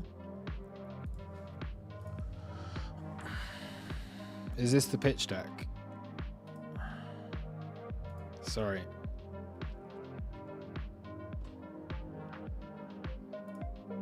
See, this is stuff you've got to start to understand. So it's interesting to, I hope it's interesting for people to start to look at this in order to determine whether or not you want to even be holding a token. Right? It's important stuff. So cryptorank.io, it's all there. You can read up on everything. And you just, like, if you think like the people that are invested into this are going to continue to dump supply onto the market for the next 3 years, just be aware of it. So probably get involved in this when you're in like real good bull mode, and this will probably outperform if it's the tech's good, blah blah blah, because at some point they're going to need to realize that investment. They did it on the launch, and now they're underwater on most of the stuff.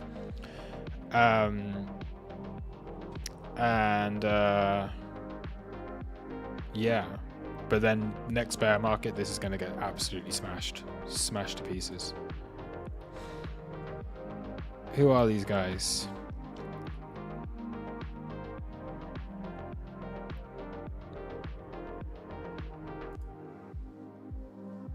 Yeah, not great.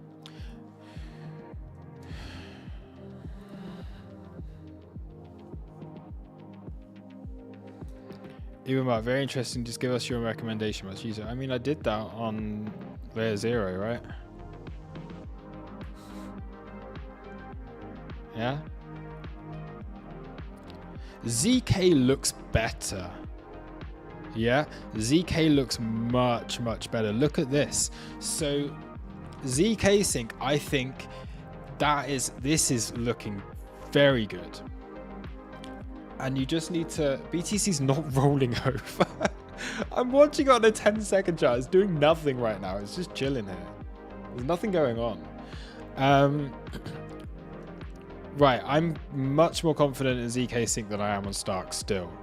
Now, this is really good. Get the hell out of it before June 2025, right?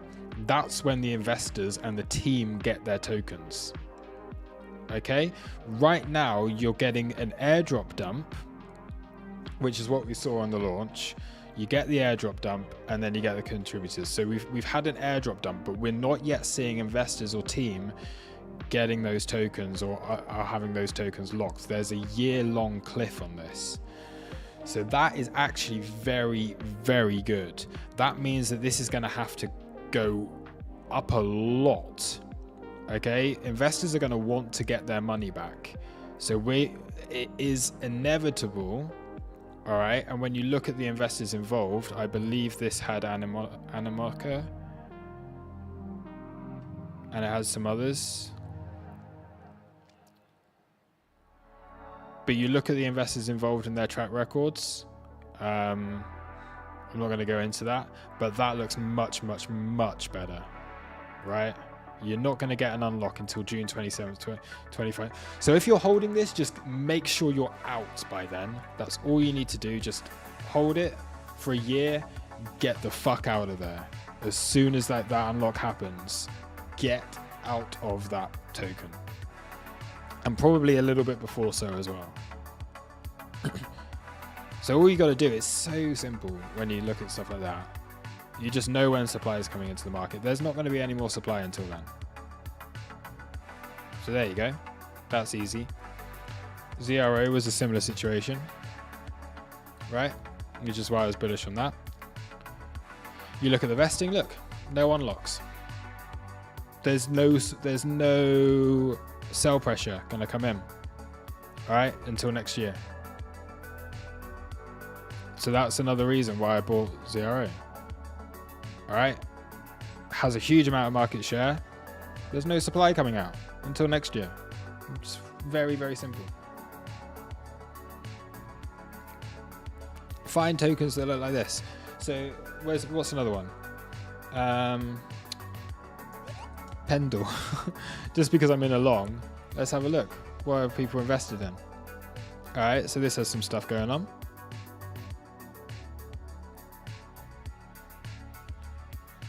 You got a linear unlock that ends in July. So by that time, all your tokens are out there. So now we're going to see that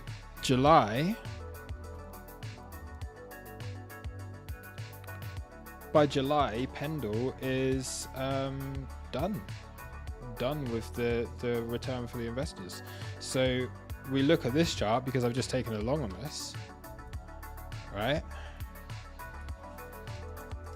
Is this suggesting that it could be a good high time frame trade? Oh, I thought you said it was doing stuff, not like dumping. Fuck. But yeah, Pendle could be a good opportunity. But then I guess it's been going up because it needs to return the investors' money. So maybe it works the other way around. Maybe that means it's the end of it. It said it was moving, didn't specify. Yeah. I hate you. I was getting excited. I thought we were bouncing. No, okay, I'm under on that.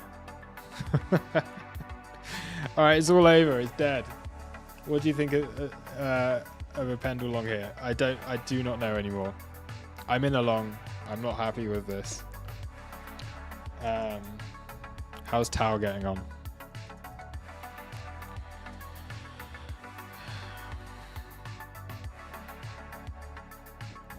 Tau's better. Tau had a hack yesterday. So I took a little long on this. Advice for when you get wrecked, sir.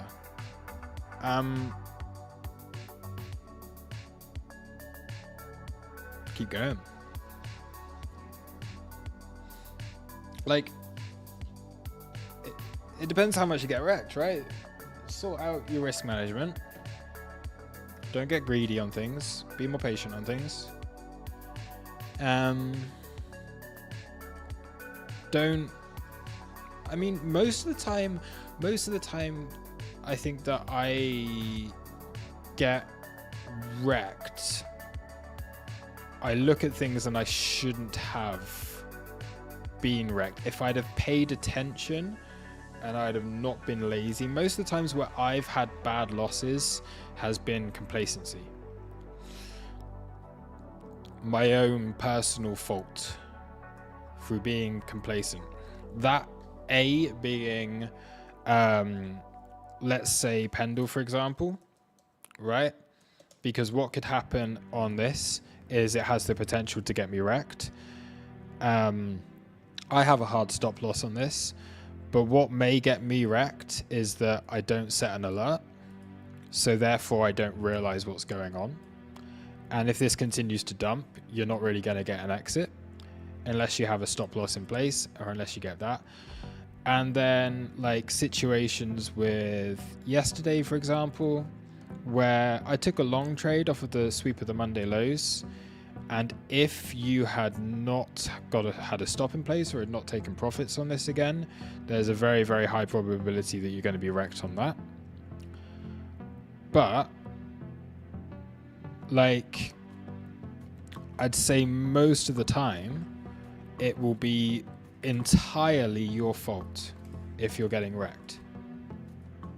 And you've just got to accept that, and you've got to learn from it, and you've got to stop being that way, because if you've been wrecked, the chances are you've had an opportunity to not be wrecked at some point, and you've had an opportunity to protect yourself. Now, there's occasions where, okay, maybe you get hit by this is not looking good. Like, if there's some kind of black swan event or something that's really, really, really unexpected that happens, and you just get caught up, or you just, like, I don't know, something like that. But there shouldn't be, you should not be getting wrecked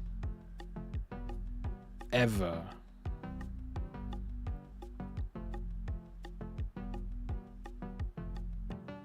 You have to have a hard stop, even if you have a mental stop, even if the hard stop is a little far, just in case something happens when you're not on the computer. Yeah. Yeah, that's often what I tend to do. I'll do a combination of alerts and a hard stop loss.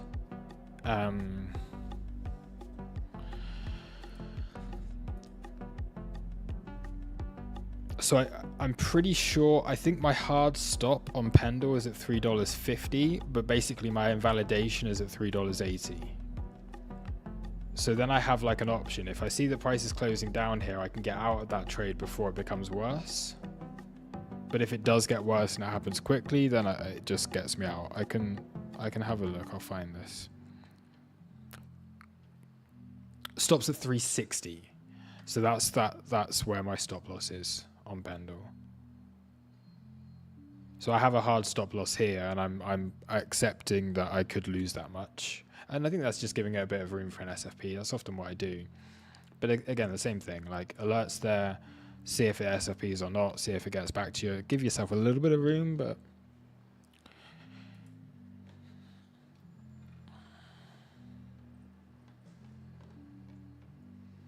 and you should take your risk with a little bit of room as well.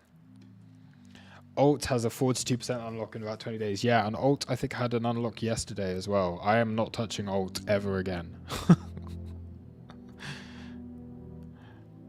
Well, maybe I will. Not saying I will never touch it again, but yeah, I got hit. Alt was a loser. But this is the thing, they're all small losses. They don't actually, I'm not bothered by them, to be honest. And this is the difference, like, I think for myself, like, there you go, look, I took a trade on Alt, and I'd actually taken profit on it, and I got stopped. Who cares? You just move on. Like, I have no idea that it was down here. I haven't looked at this chart for a long time. And I think this is probably what a lot of people struggle with, is they just don't get out. Like, the easiest way not to get wrecked is just cut your losers. If you're under on something, just cut it, move on, just do something else with your time. It's not actually that difficult. And if you're still holding something from back here and you're like, oh, you told us Alt was going to come up to like 46 cents and it didn't, and you're complaining because now it's at 14 cents, it's your own fucking fault. It's not my fault for doing that. Like, we'd hit a take profit. There's an invalidation set on the trade. If you're in that trade and it's down here, that's on you. It's on you.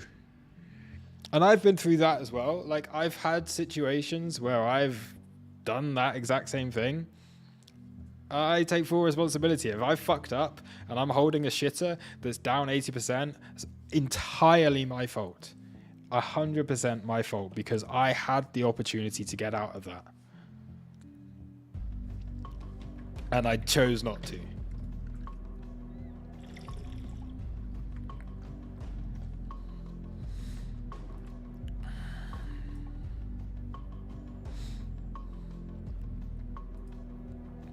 It's like if I was in a long on Bitcoin here, right?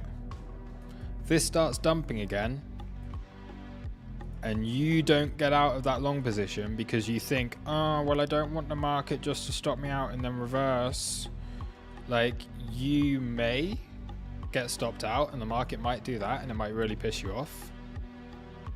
But that's the risk that you chose to put on this trade. And what the market might do is it might do this, and you might then be like, shit, oh, please, can you just come back to my entry, please? And it keeps going down, and you're like, oh, maybe this is still looking good. And you add a little bit more, and it keeps going down, and it keeps going down. And then you're like, oh, no, can it just like, oh, if you just bounce like a little bit up to here, then, oh, please, can you just close, like, give me the opportunity to close here. And then it comes up there, and it gets a bounce to here, and you're like, oh, actually, I still don't want to take a loss. I think this is going to reverse. And then it rolls back over, and you're like, oh, no. And it just keeps doing that. And it keeps moving away from you, moving away from you, moving away, and moving away, and moving away, and moving away, and moving away, and moving away. And it just keeps on doing that. And then you end up wrecked. That's how you get wrecked. And I've done it so many times. Do you get out of spot positions if they're not going your way? Yes. Yes. I am ruthless when it comes to cutting positions. Like, often what I do, I just, sometimes I just check I don't do it like from a, if I don't see something that's not giving me what I want, like straight away, I'm just like, cut it. Even if I'm in a bit of profit, I'm like, I see something better now. Like, I'm so ADHD that if I took a trade last week, unless it's given me like good profit already, if it's not moving, I'll just get rid of it. Like, even if it's sideways and even if it's making me a bit of profit, I'll often just cut it, and then I'll be like, oh, I'll look at it again later. But it stops me taking losses, so.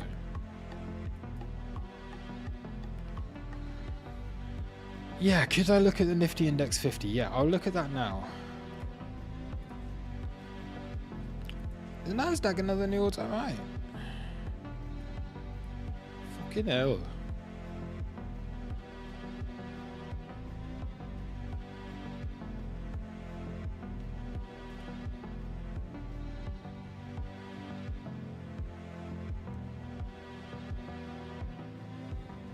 Oh, oh, chart. Hold on. Yeah. Nifty 50 index. Oh, beast. Wait, this is just how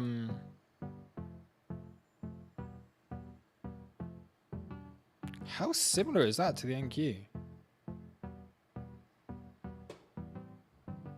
Very similar.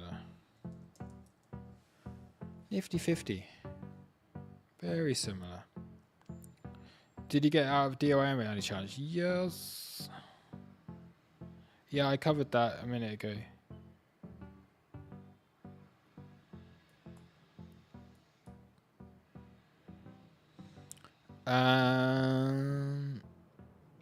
Right, what I want to look at on this, this is what indexes have been doing lately. Jeez.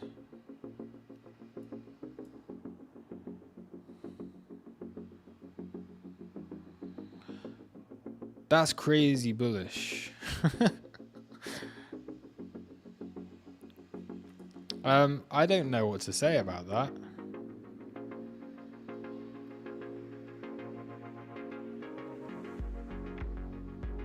So you had a real good corrective month in June. So this probably just going to continue to mark up again now.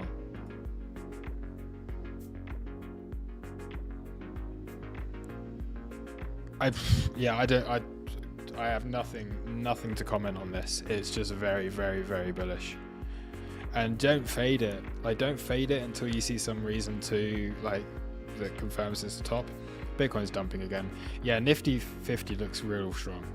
Real strong.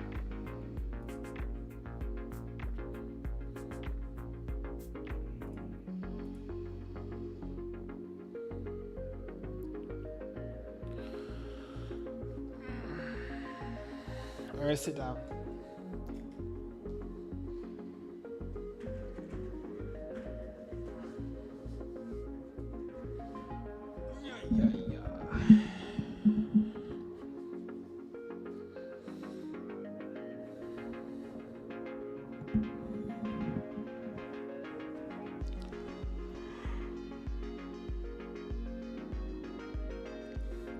I see momentum dying out on daily, but not shorting yet. Is that on the Nifty? Yeah, I mean, you've got to just go with, like, when momentum...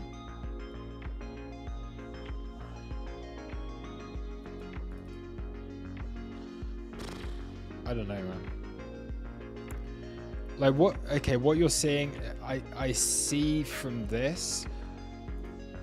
I mean, you've got a real nice zone. I don't know how this trades or anything. Like, I can't give anything. But if you trade into that, then that looks like a great opportunity. Now, this took internal lows previously. But yeah, if there is to be a drop on this that comes down to like 23k, that looks real nice. Alright, here goes these lows. So retraced yesterday's entire move. Good.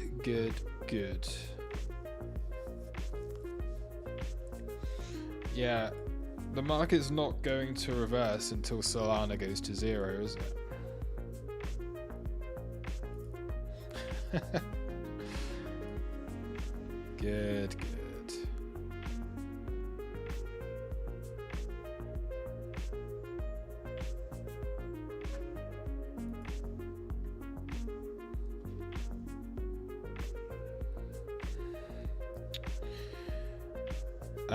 I need to just send an email.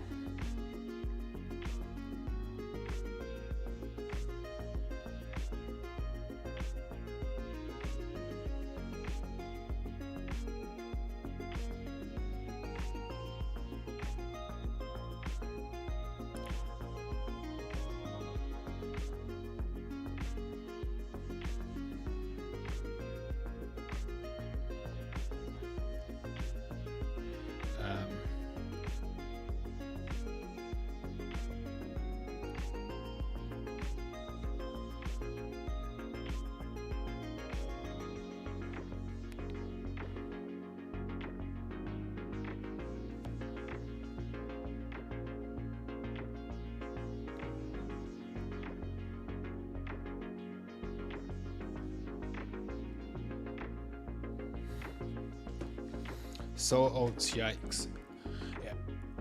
Yeah. Ah, Pendle. What is Pendle?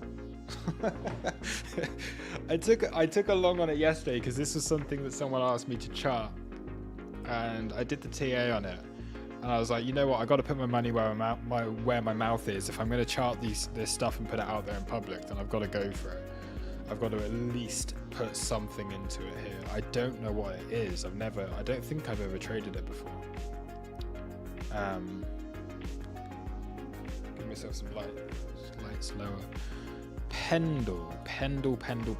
I don't like the name of it. I don't like the name. It sounds shit. Sounds like a shit coin. Pendle Finance. Hop on the Points Express. No.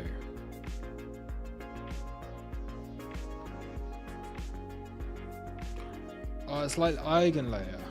Ugh, really?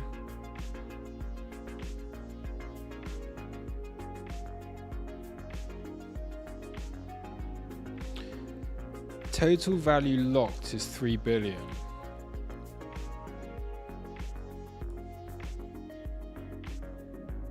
Okay, fine. Valuation's not that bad then. Cross-chain compatible. Nice.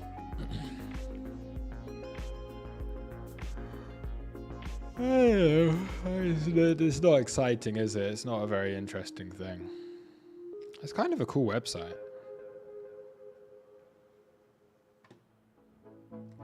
TVL was like 6 billion a couple of weeks ago. Yeah, I mean, well, it's halved in price, hasn't it? So it kind of makes sense. Yeah, it was at $7.50. It's now at $4. It's basically, yeah, it's halved in price. So if the total value locked is in the equivalent of a Pendle token or whatever. So what's the point of the Pendle token? What does it do if you're staking ETH? Like, why? What does Pendle do? It's the thing that I have like with Lido as well. Like, what does Lido do? Like, what's the point in it? Because you're not actually. What does it do? What does Lido do?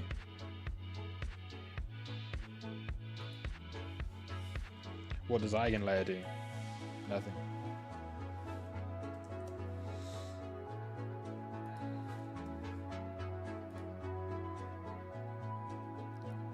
Right. I understand this because it's just stable, but if you want something to be stable-ish, Pendle is a protocol that enables the tokenization and trading of future yield. Cool. I don't get it. I don't really get it. I don't like the name. I'm weird like that. Pendle. Who would come up with a name called Pendle? What's like Pendle? Pendle. Like Pendle. Oh, guys, did you see this yesterday? You know, Polkadot spent 50k on this.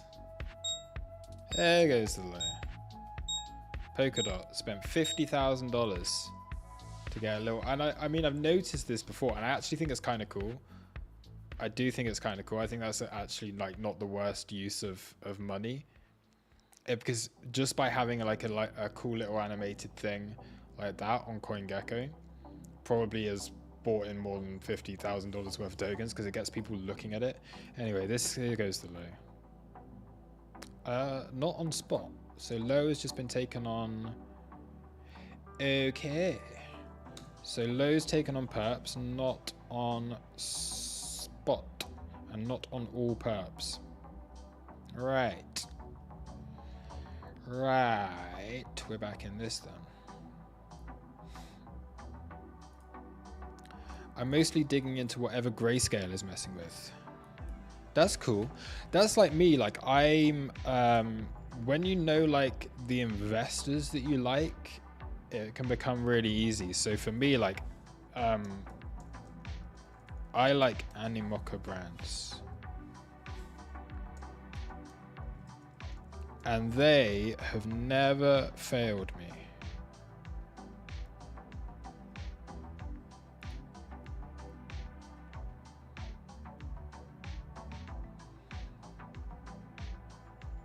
So if I look on,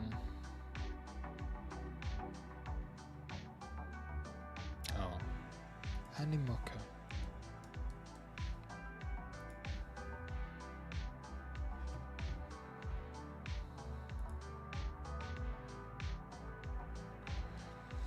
I'm an accredited investor. Following them from State Street and BlackRock moves have proven fruitful. Nice. That's really cool. Yeah, I mean Grayscale, you wouldn't bet against Grayscale, would you?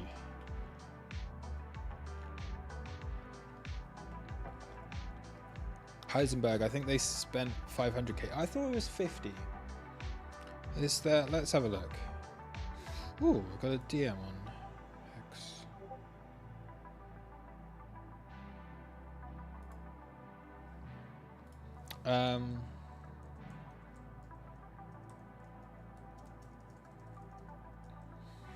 Ah, 50k. It was 50k. Yeah.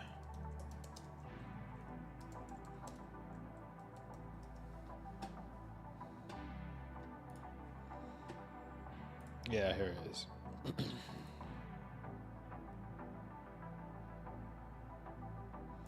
50k, and then a $5,333 management fee. So whoever set that up for them made $5 grand. I mean, it's not a lot, I think that's kind of fine. You pay for exclusivity like that. I kind of like that. The thing is, people are like, see, look, all of this talk about this, I think that was a good use of it.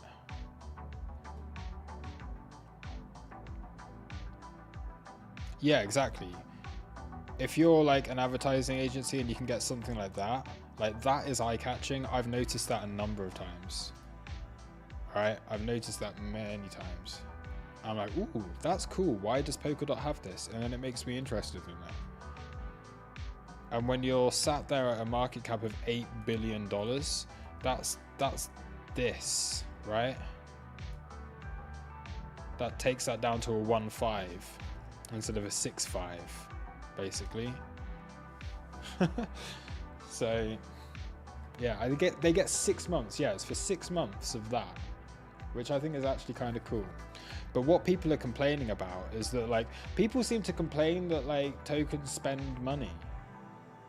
Well, of course they fucking spend money. But what people are more pissed off about is that it's the influencer list. Like,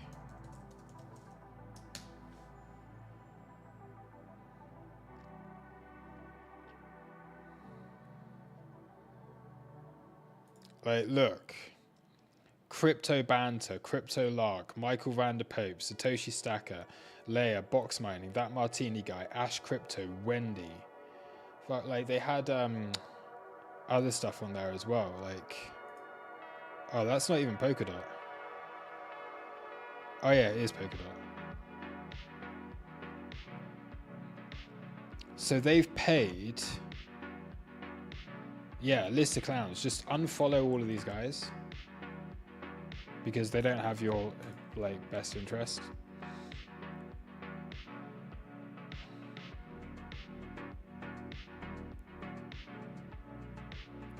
Yeah, look.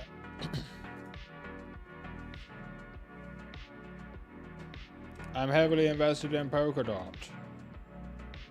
Dickheads.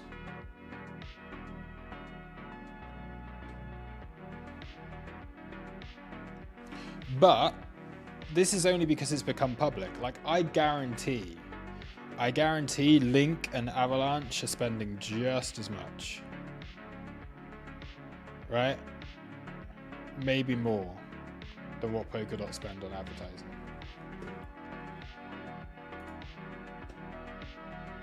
And it's so easy, it's so obvious, right? Who can tell me the biggest Link shills in the space? They will have all been paid hundreds of £1,000s to say. This fucking guy, the worst of the worst. If you want, like, look, this dickhead. Okay, look, he even says paid. He gets paid. He doesn't do anything. He's a complete fucking moron. And it's like, all the time he talks about Link. I'd love to see how much he's been paid for shilling Link and for shilling Dot. He was on the Dot list. Oh, look, Link. There we go.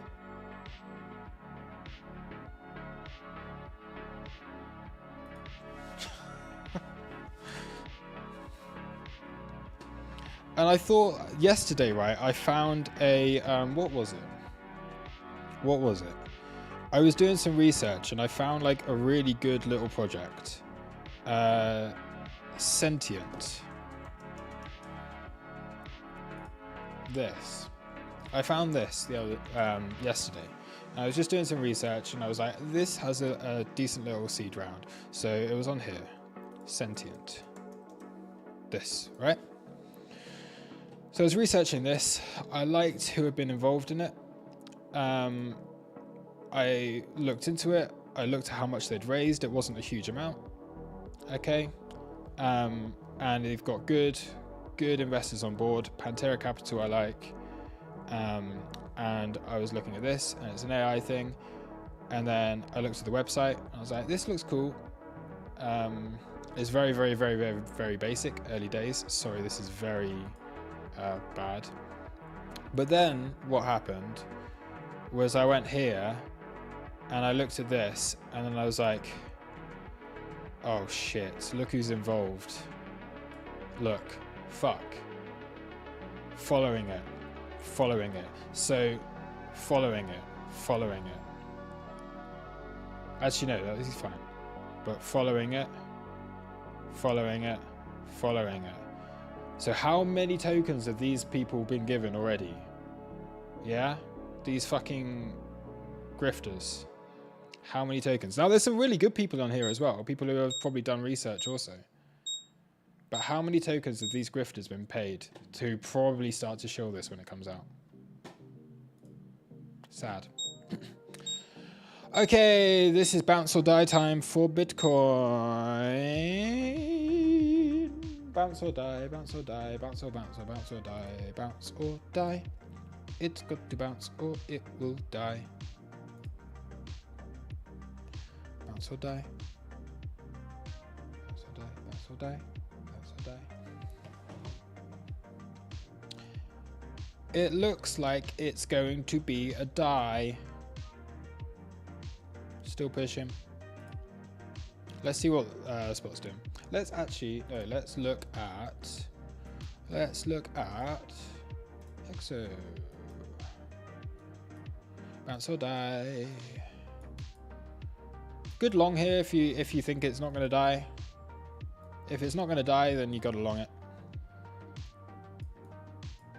You have no choice. That is the level. This is better. Come on, bounce, bounce, bounce, bounce, bounce, bounce, bounce.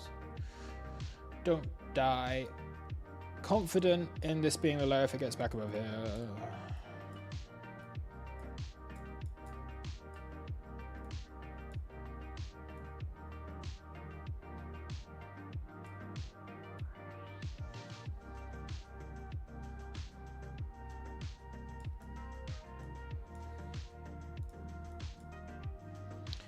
Ooh.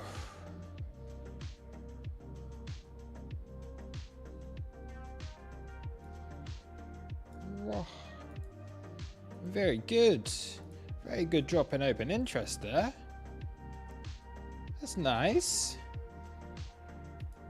Net longs wrecked. Net shorts. That should be the low. If that's not the low, then we are absolutely fucked. I'm going to long this. That should be the low. This is just exo charts. It's nothing crazy. It's just exo charts. That is our low. Oh yeah. I like this. I like what I'm seeing. Tag the 786. Cool. I mean, get through this looks better, but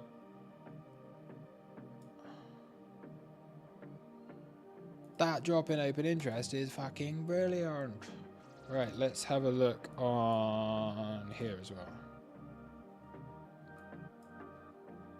God damn, turn my tick size up more.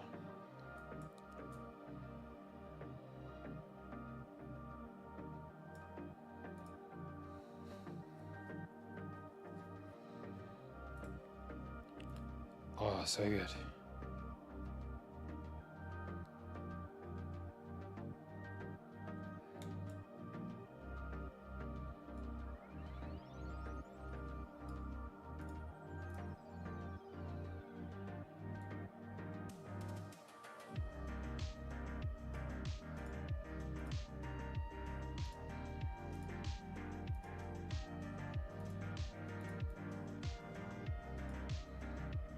Why have these lines come in? I never used to have these on here. It's ugly.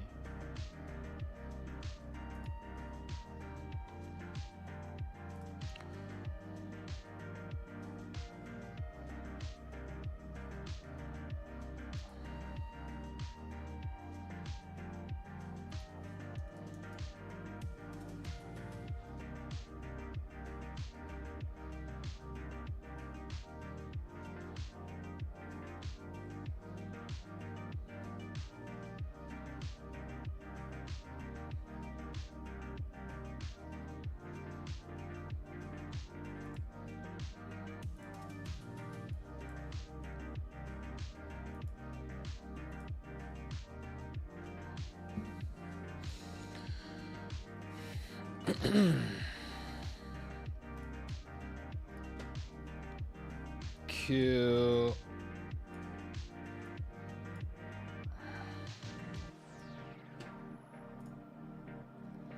Come on, push through, push through, push through.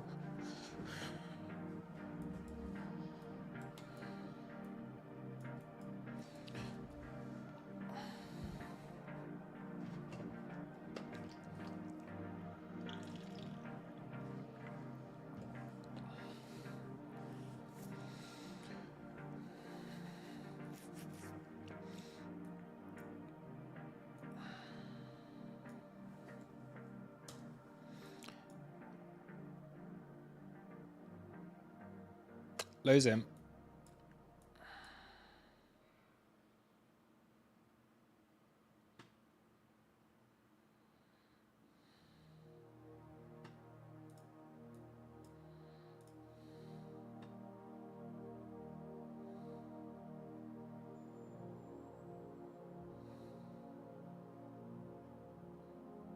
Come on, higher.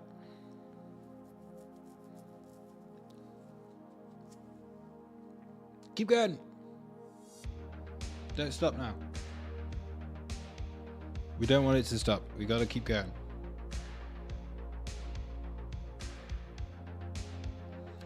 Gotta start squeezing some of these guys.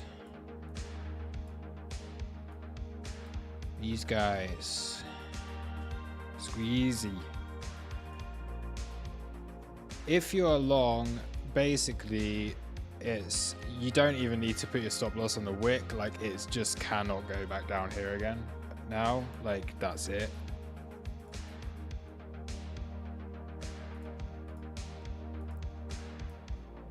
That's where buyers stepped in. We cannot go back down there. Ethereum also looks very, very interesting.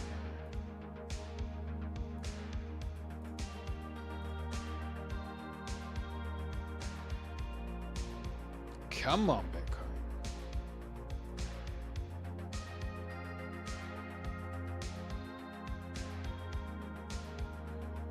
See, that would have been take profit on my other short.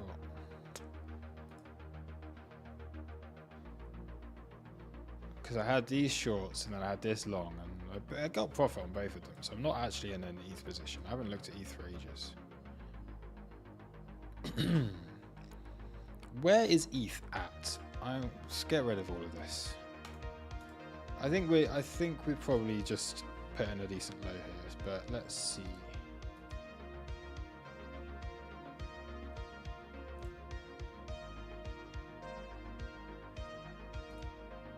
Thing with ETH, I don't think it's going to outperform any bounce that Bitcoin gets. I think we're probably headed for here. So what I'm hoping for is BTC bounce and ETH BTC sticky stays the same. But we might get like the opposite. Like, I mean, if this holds on ETH BTC, like look where this is here, and it's holding this uptrend. If this starts to push up from here, then ETH looks really, really good right now. 7, thank you for subscribing. We caught the generation low, see 100k, yeah. I mean, maybe, like, it cannot go any lower than this. If we're gonna hold this range, that has to be it. Like, there is no in between anymore. Either that's the low, or we're going back to take the range lows. Like, we're going to 56, 52k. Right? It has to be. It has to be.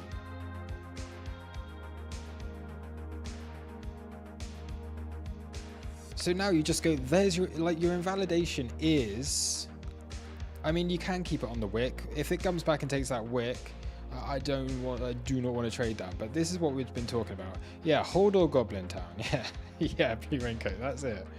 That is it. My entry is not brilliant. It's acceptable. I was quite delayed on this because, well, because I was streaming. So my entry is not great. But this is my trade.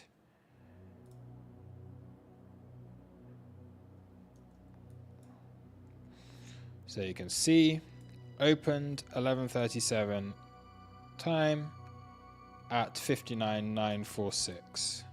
59,946. It's not a great entry, but it is below these lows. And it is below 60k. So I was very delayed on that. But 11:37 will be 10:37 on here. So yeah, I entered here.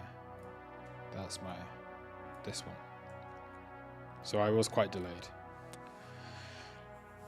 But I think we're good. Do we scoop some ZK? Do I scoop some more ZK here? Is that a good chance to do this? This is a fantastic buying opportunity. You just got to acknowledge that there.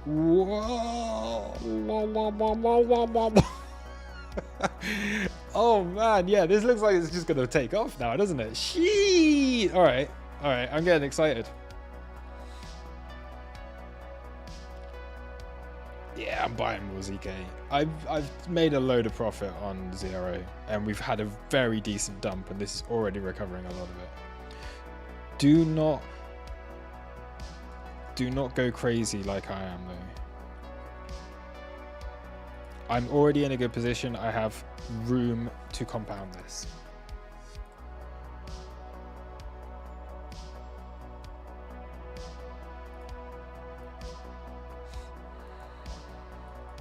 Because I had been buying lower.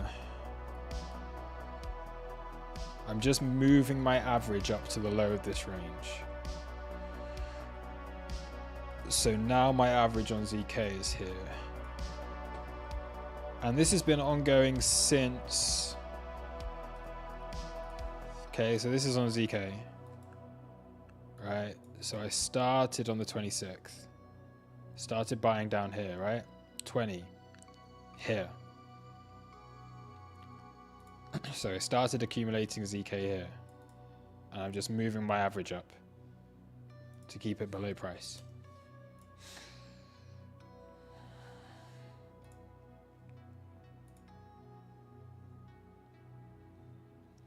I'm not going to go any more crazy than that, I think.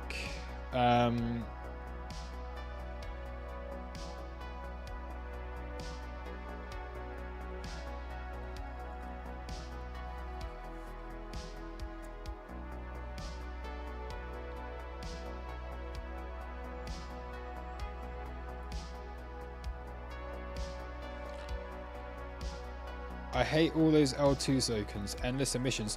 No, but look. We've looked at this. We've looked at ZK, and we have found out that they are not unlocking until next year. So it's safe. We are safe. We just looked at that.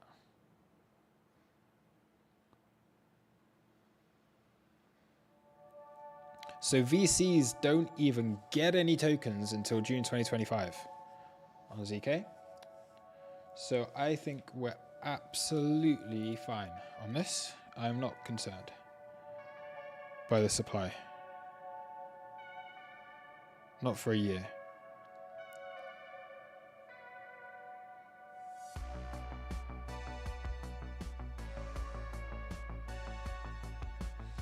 Good VCs underwater. They have to work for our bags too. Yeah, I mean, VCs are probably not underwater on very much stuff. Unless they bought tokens which launched in March and April. I remember I'm a VC on two things. I'm a VC on two things. Three things. I'm a VC. The good is this one. Aether. So I hold this and it hasn't dumped since launch. And this is a bit different. I have a node, so I've explained this. I get paid, I get tokens every day. It's not very much at the moment, but I have a node. So I can show you basically where would you TP on this long on BTC? I mean, that should be like, there is nothing below there. So I mean, realistically, I kind of want to hold it to new all-time highs. Right?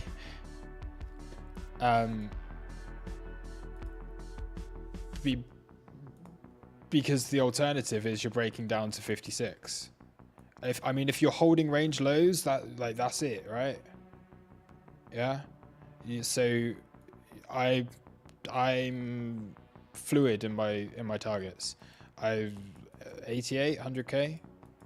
I don't know. It's range lows, and it's 67. 67. Like, first of all, because I'm still expecting this to be. I think we probably get more opportunities. So if I want to go like full target for this, I still think we could get this move, and then maybe we still roll over, and then maybe we do that later. I'm still thinking this is what we're looking at.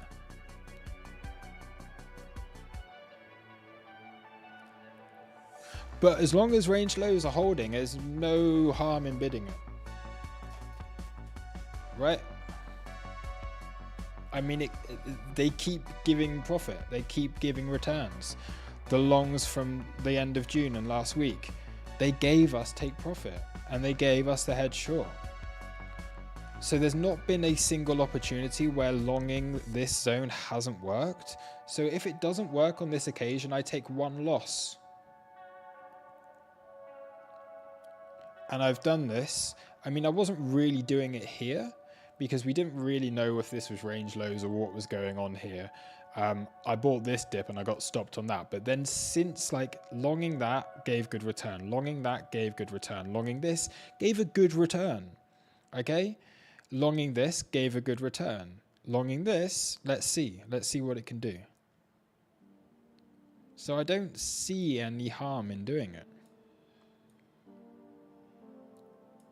And at this stage, if we close, yeah, there's 67k. I mean, yeah, I'll probably take profit if we come back to daily open. But is there anything with this move down that could be considered as an important take profit level? Like, if you're scalping this, then yeah, if you want to be safe, you go for that high, don't you?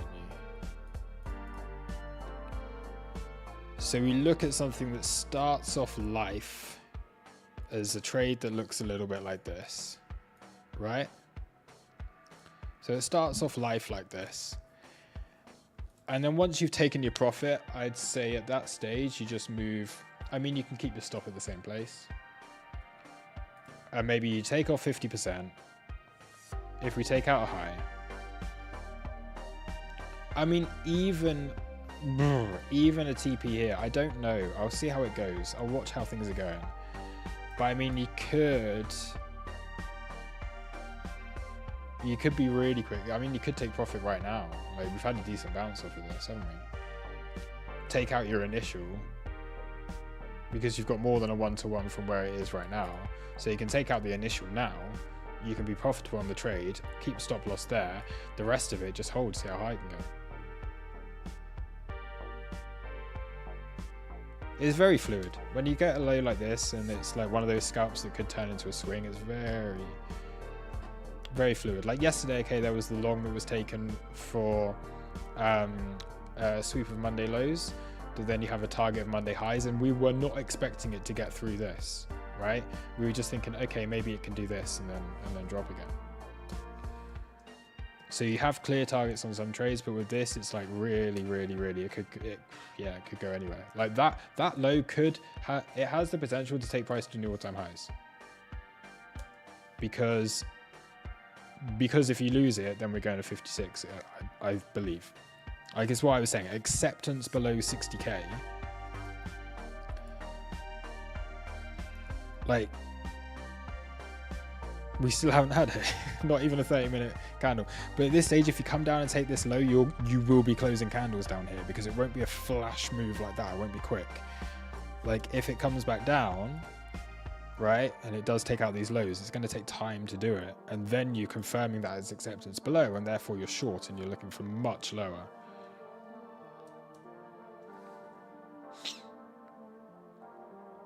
Anyway, yeah, back to like the VC stuff. So I'm in Aether. That's like the one thing that I've got a node. So this is what I get. Like, basically it's not very much. Like, I'm making literally peanuts, but I hope that it turns into something one day. So basically I have this like thing,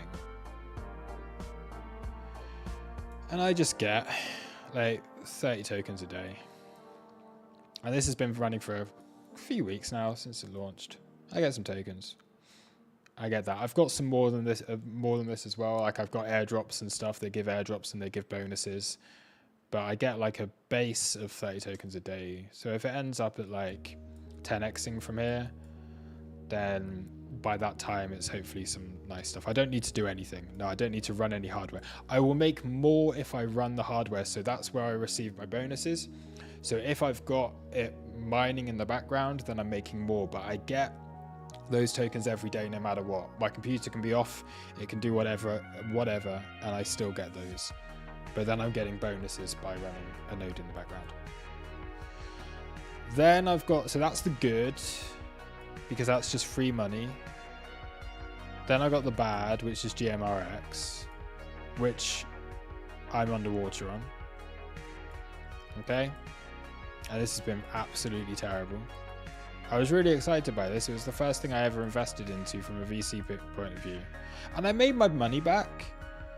I managed to sell on launch, but this is what I mean. This is the greed that we had in March and April. It was awful. It was awful. Yeah, it's like the worst chart out there. And I've been fucked by that. But like, I mean, it launched at 10, like over 10 times. I bought it at 0.002 cents per token, and I got 10%.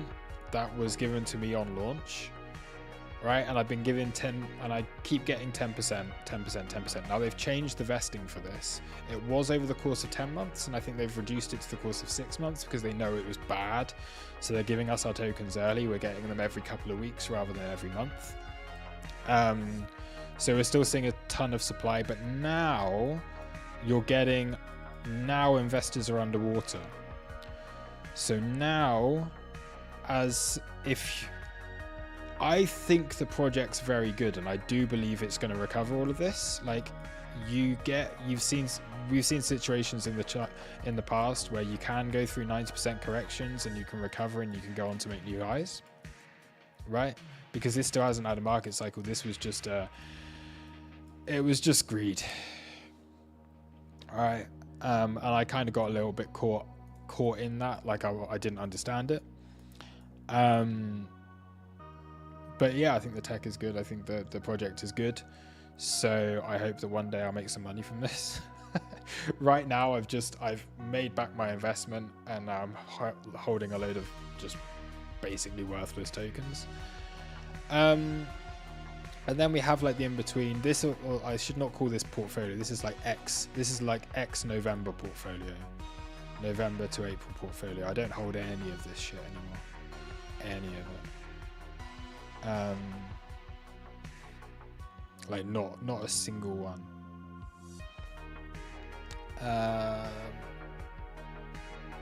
Like, I haven't even added in the new stuff. I don't need a trading view portfolio for my new portfolio because I don't have any of it. Like, I'm not even holding Casper anymore. Or am I? Look on KuCoin.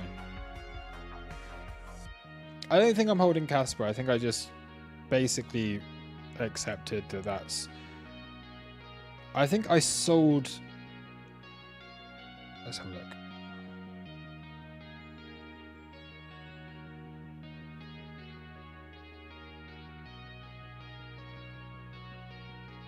Oh, I've got a little bit.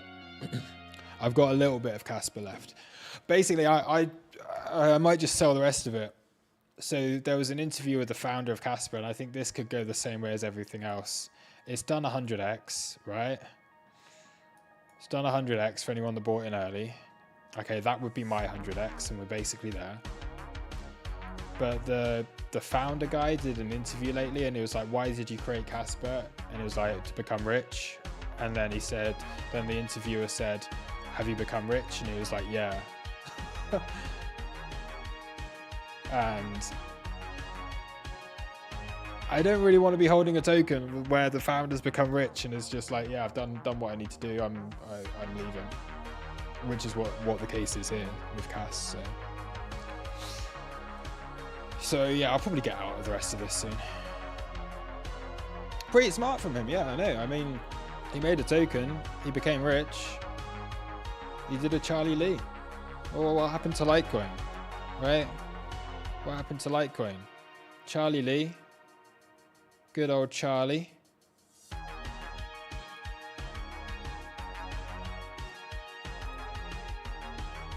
I need one with more history. Good old Charlie made a shitcoin, became rich, sold it all here. And then it did this. I think Cass is going to go the same way. I think Cass will end up looking like this in a few years' time. It might have another cycle again because it's still got a big community behind it. But founder goes, sells all his tokens, done, sells off into the sunset, dumps, maybe has a second cycle just to get out, get the community out, an opportunity to get out of the projects once they've realized that it's all just a scam and that everything in crypto is a scam, basically. It's just how much money you can make before the scam goes to zero. And then yeah, it just gradually dies. It doesn't matter how, but like ZRA, I'm bullish on ZRA for now, but once it hits my targets, I get out of it and I'll never touch that shit again and it will go to zero. Probably. Solana, gonna go to zero probably. Over time, right? Once you've made your money, just get out.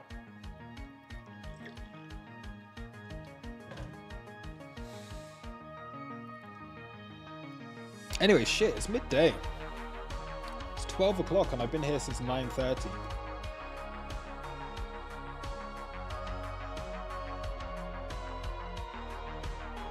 But hey, we caught a good trade though. We're still rejecting off of this daily level. This is where I was trying to hold a support earlier. If you want to be like safe little take profit here. I mean, it's a decent bounce, so it could be a safe little take profit. On the 1 minute, yeah, you kind of got to clear this, haven't you? I mean, that as a trade, which is essentially where I bought in, is not bad.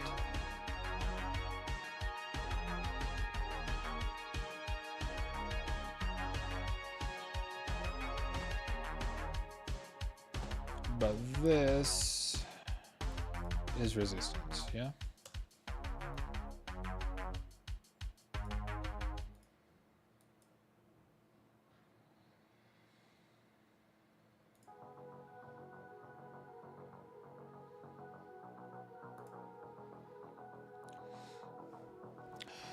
By the way, are you hedged on your spot or you didn't see a reason yet? I am, yeah.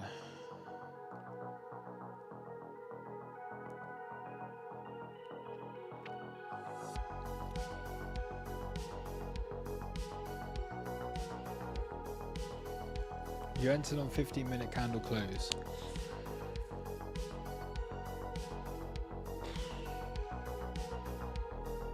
Why 15 minutes? 15 minutes not giving any kind of confirmation that that's in, right? I mean, okay, yeah, you had an SFPF with that on the 15-minute. If you're on the 15-minute, you kind of got to wait to get back up here before this becomes safe. I mean, it's okay. You can, like, you...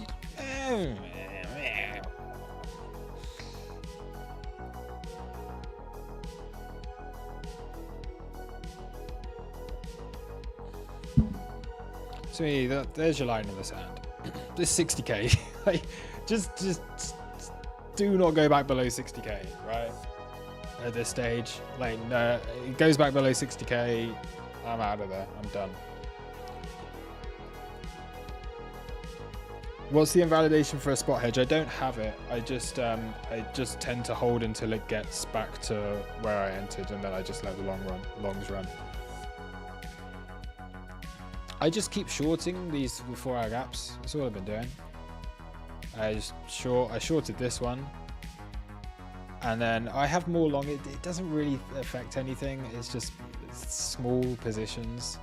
I could probably do way more. I'm just not that good at holding shorts. But yeah, all I'm doing is shorting these 4-hour gaps. So I have a short here and I'll short this.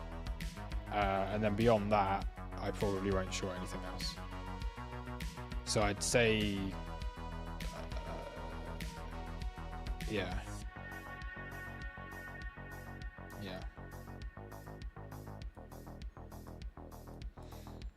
But this is just consistently worked. You create imbalance in the 4 hours, short it. It's just lower highs. So just keep shorting lower highs. But once it comes to here, then you've changed market structure, if it comes to here. The next option would be, I mean, if this is to break down, then it's going to have to break down really severely, right?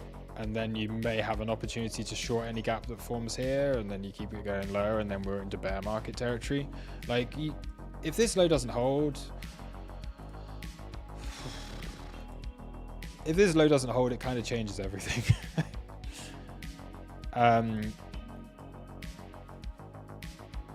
Changes my whole kind of outlook on the chart. So yeah.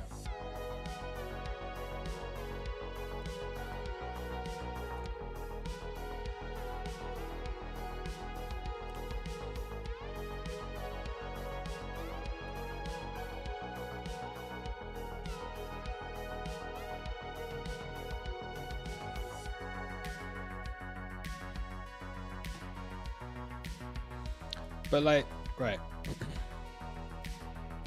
We did speak about this before. Let's go to a clean chart. Look at the similarities. All right, so just look at the similarities from recent, like, so highs that have been put in. It did the same thing back here as well, okay?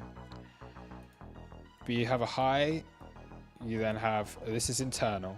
All right, so high, low, internal price action here. All right, so you put in a lower high and a higher low, and then price comes out and takes out the internal highs, and then gets to change the market structure from uptrend into downtrend. Now what we have is a low, then you have an internal lower high, higher low, right? From here, where's price coming down? It's taking out this. So essentially, here's your bum. You're taking out the internal low without taking this, and then that's where you should see this change in market structure. So similar kind of structure from on these lows, and we had it down here as well, right? And we had it up here as well, because on spot and on a lot of exchanges, right? You took out the internal highs without taking the main highs, and then you got continuation or reversal. Sorry. So this should, the internal low, we're looking at this as being the point in which we reverse. So we reverse this trend. So it reversed the uptrend into a downtrend. It then reversed the downtrend back into an uptrend. It then reversed the uptrend back into a downtrend. And now we're looking at the same thing, reverse the downtrend back into an uptrend. So you go, put in a low, internal high lows, take out the internal levels, reversal.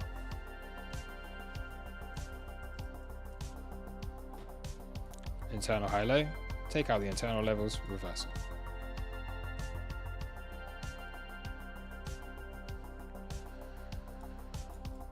That's what we hope. We'll see how it goes.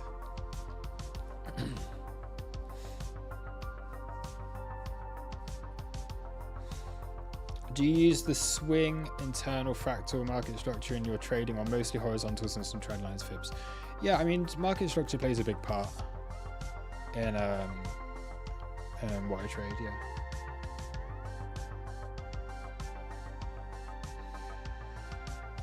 yeah. We do have news today, yes. So basically, this is our news for today. So remember, tomorrow is it's not gonna load. I need to just bring it onto the Coinbase chart. There we go. So we've got non-farm employment at very soon, right? So we're an hour behind. I'm using UTC on here, so 1:15 UK, 12:15 UTC. Wholesale industry new orders, FOMC meeting minutes this evening. So FOMC this evening could be really interesting. So we're looking at later on. Yeah, that could be very interesting. And then tomorrow's bank holiday. I was thinking if we were going to get a pump this week, then it would be tomorrow. While markets are thin. So if we're down here and we got something, then there's a good opportunity if it comes back up here again.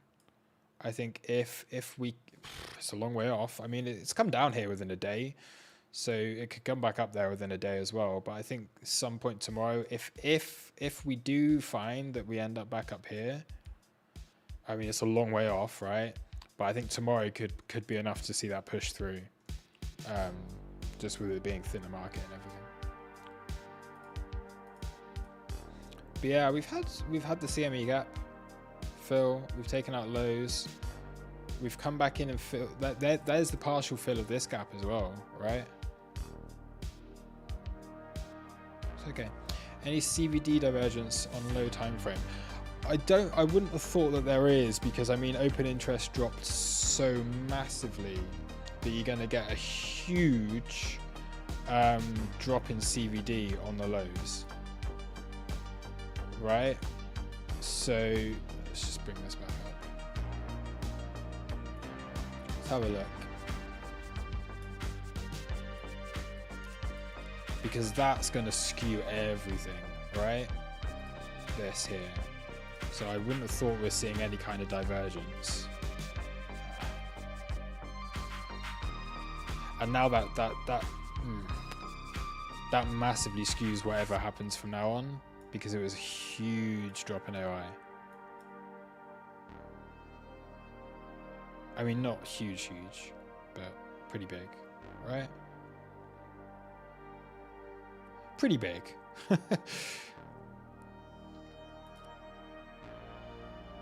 We'd probably have CVD divergence against the lows we put in last week, do we?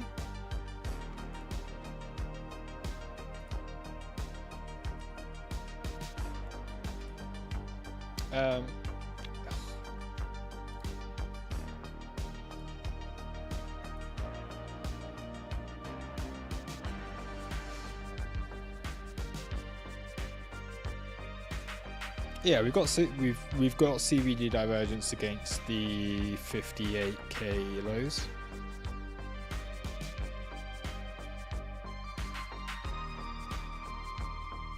So obviously this has been a much bigger sell-off.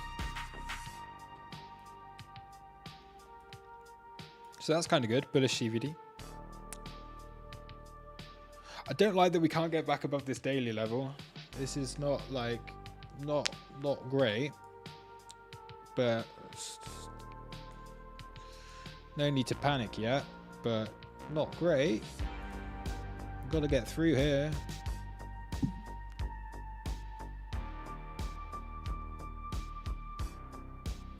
Anyway, yeah, I'm going to wrap it up. I've been talking for way too long. I'm going to go chill out. Can't go below 60k again, basically. Otherwise, like, I'm just for this particular trade, it's just like it's kind of messes with my whole idea. Would you consider a long from 60? I mean,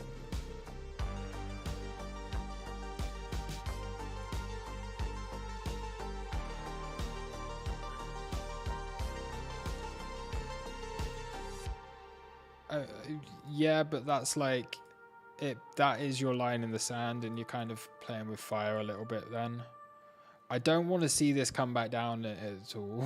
I don't want it, but yeah, it's 380. That's shallow enough to be acceptable. You are coming back into this. You've had this, right? You've had high, low, boom, boom, boom. So yeah, you can long it, but like I wouldn't long it with an invalidation here. I'd long it and be like, this has to like literally go now. Like I would not want to see this even tick. Like you could wick into that gap on a minute or something, boom, boom, boom, but like get out of there so quickly.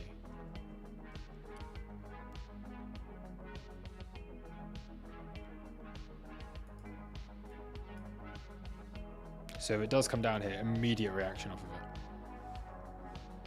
Immediate and instant reaction. Otherwise, let's just like, it doesn't need to do it. It doesn't need to come down here. It should hold and continue higher. If it's going to hold 60k, we shouldn't be revisiting 60k, to be honest. We should not revisit it. But yeah, cool. Wrapping it up here. We'll see what happens. Yeah, see how this goes. And thank you very much for watching. And I'll see you in the next video. Bye bye. Daily levels are like the only daily untapped level. This one.